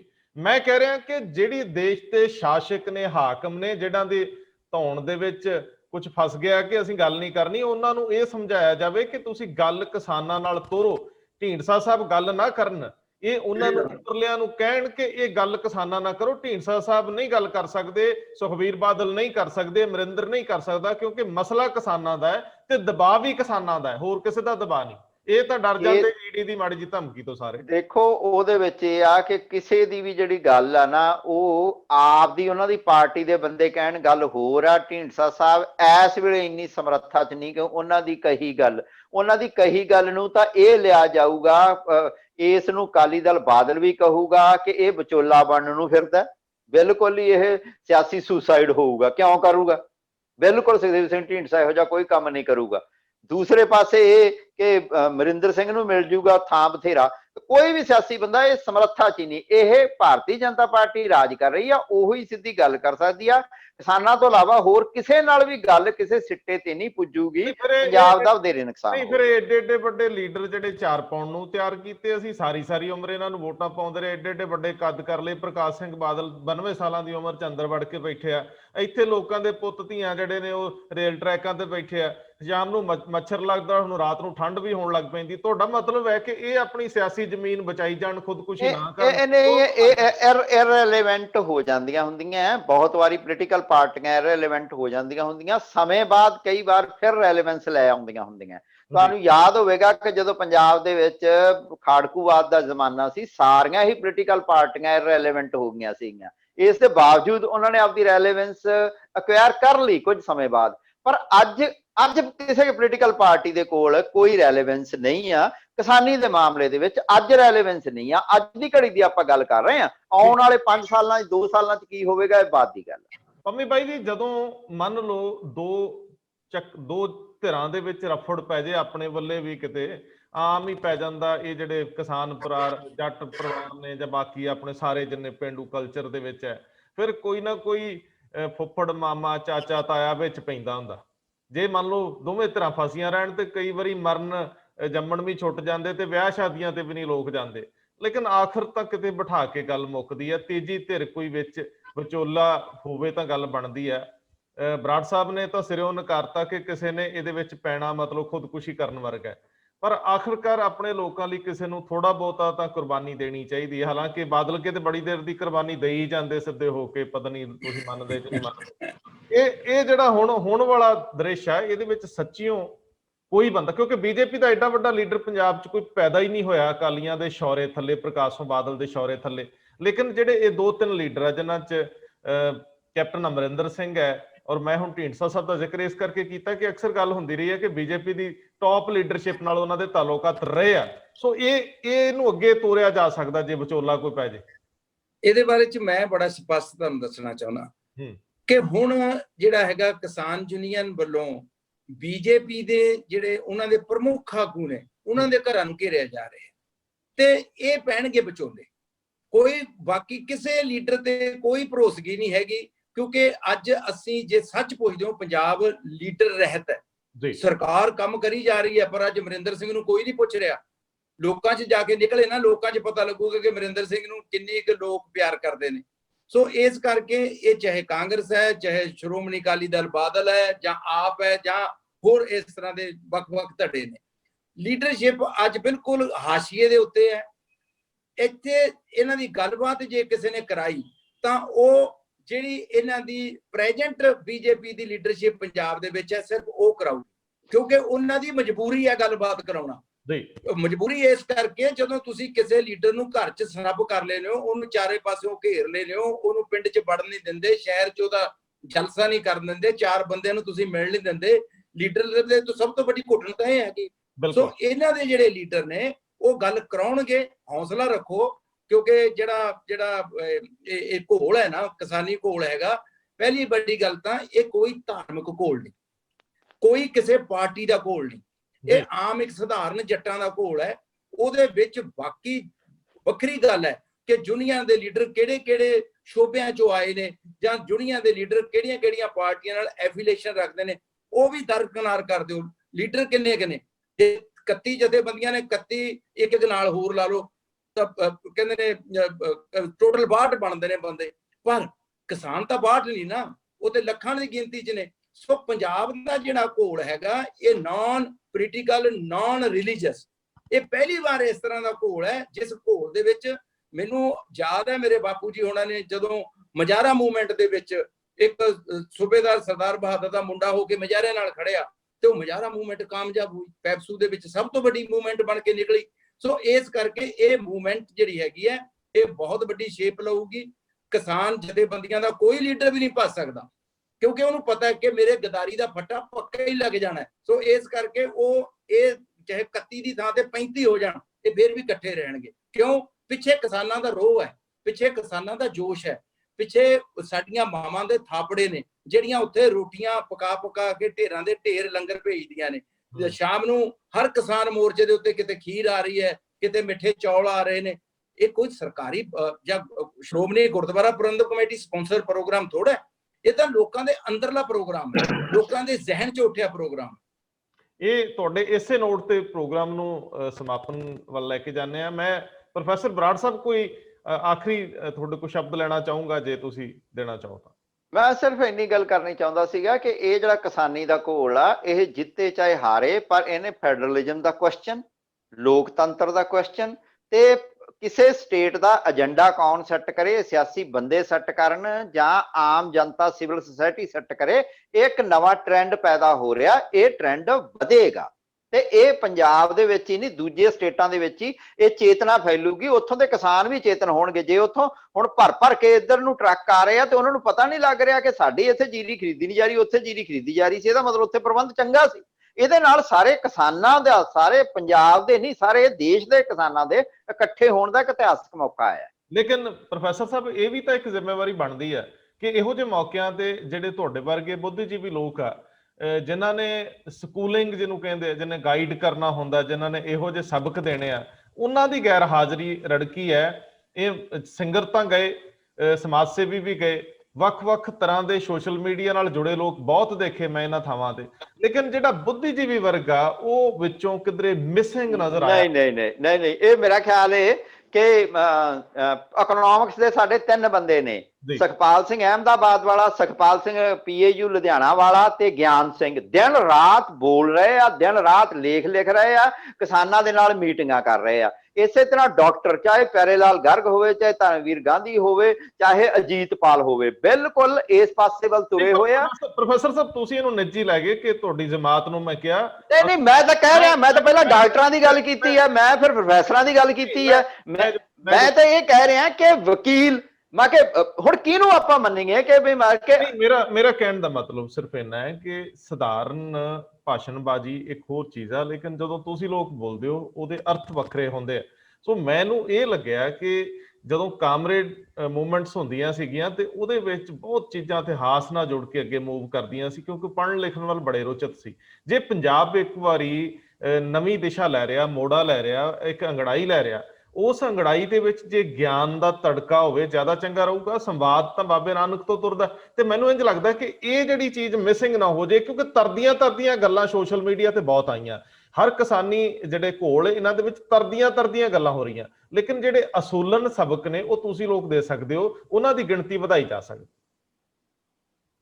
ਤੁਸੀਂ ਠੀਕ ਕਿਹਾ, ਪਰ ਮੈਂ ਕਿ ਜਿੰਨੀ ਇਹ ਆ ਕਿ ਵੀ ਕਿਸੇ ਦੇ ਹਿੱਤ ਕੀ ਨੇ, ਪਰ ਜਿਨ੍ਹਾਂ ਦੇ ਹਿੱਤ ਜਾਂ ਜਿਨ੍ਹਾਂ ਦਾ ਮਨ ਕਿਸਾਨੀ ਅੰਦੋਲਨ ਨਾਲ ਆ, ਉਹ ਚਾਹੇ ਡਾਕਟਰ ਨੇ, ਚਾਹੇ ਪ੍ਰੋਫੈਸਰ ਨੇ, ਚਾਹੇ ਵਕੀਲ ਨੇ, ਉਹ ਬਿਲਕੁਲ ਚਾਹੇ ਲੇਖਕ ਨੇ, ਇਸ ਪਾਸੇ ਲੱਗੇ ਹੋਏ ਨੇ ਤੇ ਨਿਰੰਤਰ ਹੀ ਉਹ ਚਾਹੇ ਸੋਸ਼ਲ ਮੀਡੀਆ ਤੇ ਪੋਸਟਾਂ ਪਾਉਣ, ਲੇਖ ਲਿਖਣ, ਅਖਬਾਰਾਂ, ਰੇਡੀਓ, ਟੈਲੀਵਿਜ਼ਨ ਤੇ ਆਉਣ, ਤੇ ਜਾਂ ਖੁਦ ਸੱਚਮੁੱਚ ਧਰਨਿਆਂ ਤੇ ਜਾਣ, ਤੇ ਧਰਨਿਆਂ ਤੇ ਜਾ ਕੇ ਵੀ ਉੱਥੇ ਸਕੂਲਿੰਗ ਹੀ ਚੱਲ ਰਹੀ ਆ, ਉੱਥੇ ਹੋਰ ਕੁਝ ਚੱਲ ਹੀ ਨਹੀਂ ਰਿਹਾ। ਪਹਿਲੀ ਵਾਰੀ ਇਹ ਹੋਇਆ ਕਿ ਪੰਜਾਬ ਵੱਡੀ ਪੱਧਰ ਤੇ ਸਮਾਜਿਕ ਤੌਰ ਤੇ ਚੇਤਨ ਹੋ ਰਿਹਾ। ਸਕੂਲ, ਕਾਲਜ, ਯੂਨੀਵਰਸਿਟੀਆਂ ਬੰਦ ਨੇ, ਪਰ ਟੋਲ ਪਲਾਜ਼ਿਆਂ ਤੇ ਜੇ ਤੁਸੀਂ ਕਦੇ ਪੰਜਾਬ ਚ ਜਾ ਕੇ ਵੇਖੋ ਤੇ ਜੇ ਉੱਥੇ ਤੁਸੀਂ 20 ਮਿੰਟ ਵੀ ਲੈਕਚਰ ਸੁਣੋ ਤਾਂ ਤੁਹਾਨੂੰ ਪਤਾ ਲੱਗੂਗਾ ਕਿ ਇੰਨਾ ਤਾਂ ਮੈਂ ਕਿ ਗਲੋਬਲਾਈਜੇਸ਼ਨ ਬਾਰੇ ਅਸੀਂ ਲੇਖ ਪੜ੍ਹ ਕੇ ਨਹੀਂ ਜਾਣੇ ਆ, ਅਸੀਂ ਕਿਤਾਬਾਂ ਪੜ੍ਹ ਕੇ ਨਹੀਂ ਜਾਣਗੇ, ਅਸੀਂ ਨੋਮ ਕਮੇਨ ਪੜ੍ਹ ਕੇ ਨਹੀਂ ਜਾਣਿਆ, ਜਿੰਨਾ ਮਤਲਬ ਕਿ ਇਹ ਉੱਥੇ ਬੋਲਿਆ ਜਾ ਰਿਹਾ, ਜਿੰਨਾ ਉੱਥੇ ਲੈਕਚਰ ਕੀਤੇ ਜਾ ਰਹੇ ਆ। ਉਹ ਪਾਰਟੀ ਸਕੂਲ ਨਾ ਕਹੀਏ, ਉਹ ਸਮਾਜਿਕ ਚੇਤਨਾ ਦਾ ਇੱਕ ਹਿੱਸਾ ਹੀ ਆ। ਬਿਲਕੁਲ ਠੀਕ ਹੈ ਨਤੜਕ ਦੀ, ਕਿਉਂਕਿ ਬਾਈ ਸਿਰ ਤੇ ਆ ਗਿਆ ਤੇ 2 ਲਾਈਨਾਂ ਸਿਰਫ ਮੈਂ ਪੁੱਛੂੰਗਾ ਕਿ ਜੇ ਪੰਜਾਬ ਦੇ ਹਾਲਾਤ ਇਹ ਰਹੇ ਤੇ ਜਿਹੜੀਆਂ ਹੋਣ ਵਾਲੀਆਂ ਧਿਰਾਂ ਸਾਰੀਆਂ, ਇਹਨਾਂ ਦੀ ਪ੍ਰਸੰਗਿਕਤਾ ਰਹੂਗੀ ਜਾਂ ਕੁਝ ਨਵਾਂ ਆਊਗਾ? ਮੈਨੂੰ ਨਹੀਂ ਲੱਗਦਾ ਕਿ ਪੰਜਾਬ ਦੇ ਹਾਲਾਤ ਇਹ ਰਹਿਣ। ਜਿਸ ਤਰ੍ਹਾਂ ਦਾ ਲੋਕ ਘੋਲ ਬਣ ਗਿਆ, ਸਾਰੇ ਜਾਣੇ ਨਾਲ ਤੁਰ ਪਏ ਨੇ, ਇੱਕ ਨਾ ਇੱਕ ਦਿਨ ਬੜੀ ਜਲਦੀ ਸੈਂਟਰ ਨੂੰ ਬੜਾ ਸੰਜੀਦਾ ਹੋਣਾ ਪਊਗਾ। ਨਹੀਂ, ਤੁਸੀਂ ਸਮਝੇ ਨਹੀਂ। ਮੇਰਾ ਮਤਲਬ ਹੈ ਕਿ ਜਿੰਨੀ ਚੇਤਨਤਾ ਜਾਂ ਜਿਸ ਤਰੀਕੇ ਦੀ ਗੱਲ ਹੁਣ ਤੁਰੀ ਆ, ਇਹ ਜਿਹੜੀਆਂ ਮੌਜੂਦਾ ਸੰਦਰਭ ਵਾਲੀਆਂ ਧਿਰਾਂ ਨੇ, ਜਿਹੜੀਆਂ ਹੁਣ ਤੁਹਾਡੀਆਂ ਸਾਰੀਆਂ ਪੋਲੀਟੀਕਲ ਧਿਰਾਂ ਨੇ, ਇਹਨਾਂ ਦਾ ਇਹੀ ਸਰੂਪ ਕਾਇਮ ਰਹੂ ਜਾਂ ਇਹਨਾਂ 'ਚ ਤਬਦੀਲੀ ਆਊ ਜਾਂ ਕੁਝ ਨਵਾਂ ਵਾਪਰ ਜਾਊ? ਬਹੁਤ ਤਬਦੀਲੀ ਆਊ, ਬਹੁਤ ਤਬਦੀਲੀ ਆਊਗੀ। ਇਹ ਬਾਈ ਜੀ ਤੁਸੀਂ ਵੀ, ਤੁਹਾਨੂੰ ਵੀ ਸਵਾਲ। ਬਿਜ਼ਨਸਮੈਨ ਨਹੀਂ ਆ ਸਕਣਗੇ ਜਿਹੜੇ ਲੋਕਾਂ ਦੀ ਸਹੀ ਪ੍ਰਤੀਨਿਧਤਾ ਕਰਦੇ ਹੋਣਗੇ, ਜਿਨ੍ਹਾਂ ਚੇਤਨਤਾ ਹੋਊਗੀ, ਜਿਹੜੇ ਮਸਲੇ ਨੂੰ ਸਮਝਦੇ ਹੋਣਗੇ। ਕਿਉਂਕਿ ਨੌਜਵਾਨ ਵਰਗ ਤੇ ਜਿਹੜਾ ਸੋਸ਼ਲ ਮੀਡੀਆ ਕਰਕੇ ਜਾਂ ਪੜ੍ਹਨ ਲਿਖਣ ਕਰਕੇ ਸਾਰੇ ਲੋਕ ਸੁਚੇਤ ਹੋ ਗਏ ਨੇ। ਮੈਨੂੰ ਨਹੀਂ ਲੱਗਦਾ ਕਿ ਹੁਣ ਸ਼ਰਾਬ ਦੀ ਬੋਤਲ ਨਾਲ ਜਾਂ ਪੈਸੇ ਦੇ ਕੇ ਕੋਈ ਵੋਟਾਂ ਪਾਊਗਾ। ਜਿਹੜੇ ਲੋਕਾਂ ਦੀ ਗੱਲ ਕਰਨਗੇ ਉਹੀ ਲੋਕਾਂ ਤੇ ਵਿਚਰ ਸਕਣਗੇ, ਚੰਗਾ ਸੰਕੇਤ ਹੋਊਗਾ ਜੀ। ਹਾਂਜੀ, ਮੈਂ ਰੰਧਾਵਾ ਸਾਹਿਬ, ਮੈਂ ਇੱਕ ਤੇ ਬਰਾੜ ਸਾਹਿਬ ਦੀ ਗੱਲ ਵੱਡੀ ਕਰਨ ਲੱਗਿਆ ਕਿ ਵਾਕਈ ਟੋਲ ਪਲਾਜ਼ਾ ਦੇ ਉੱਤੇ ਮੈਂ ਉਹੀ ਜੀਆਂ ਸਾਡੀਆਂ ਮਾਵਾਂ, ਉਹੀ ਜੀਆਂ ਸਾਡੀਆਂ ਭੈਣਾਂ, ਉਸ ਤਰ੍ਹਾਂ ਦੇ ਸਾਡੇ ਵੀਰ ਬੋਲਦੇ ਦੇਖੇ ਨੇ, ਜਿਹੜੇ ਕਦੇ ਸਟੇਜ ਤੇ ਚੜੇ ਨਹੀਂ, ਪਰ ਉਹ ਗੱਲ ਦਿਲੋਂ ਕਰ ਰਹੇ ਨੇ।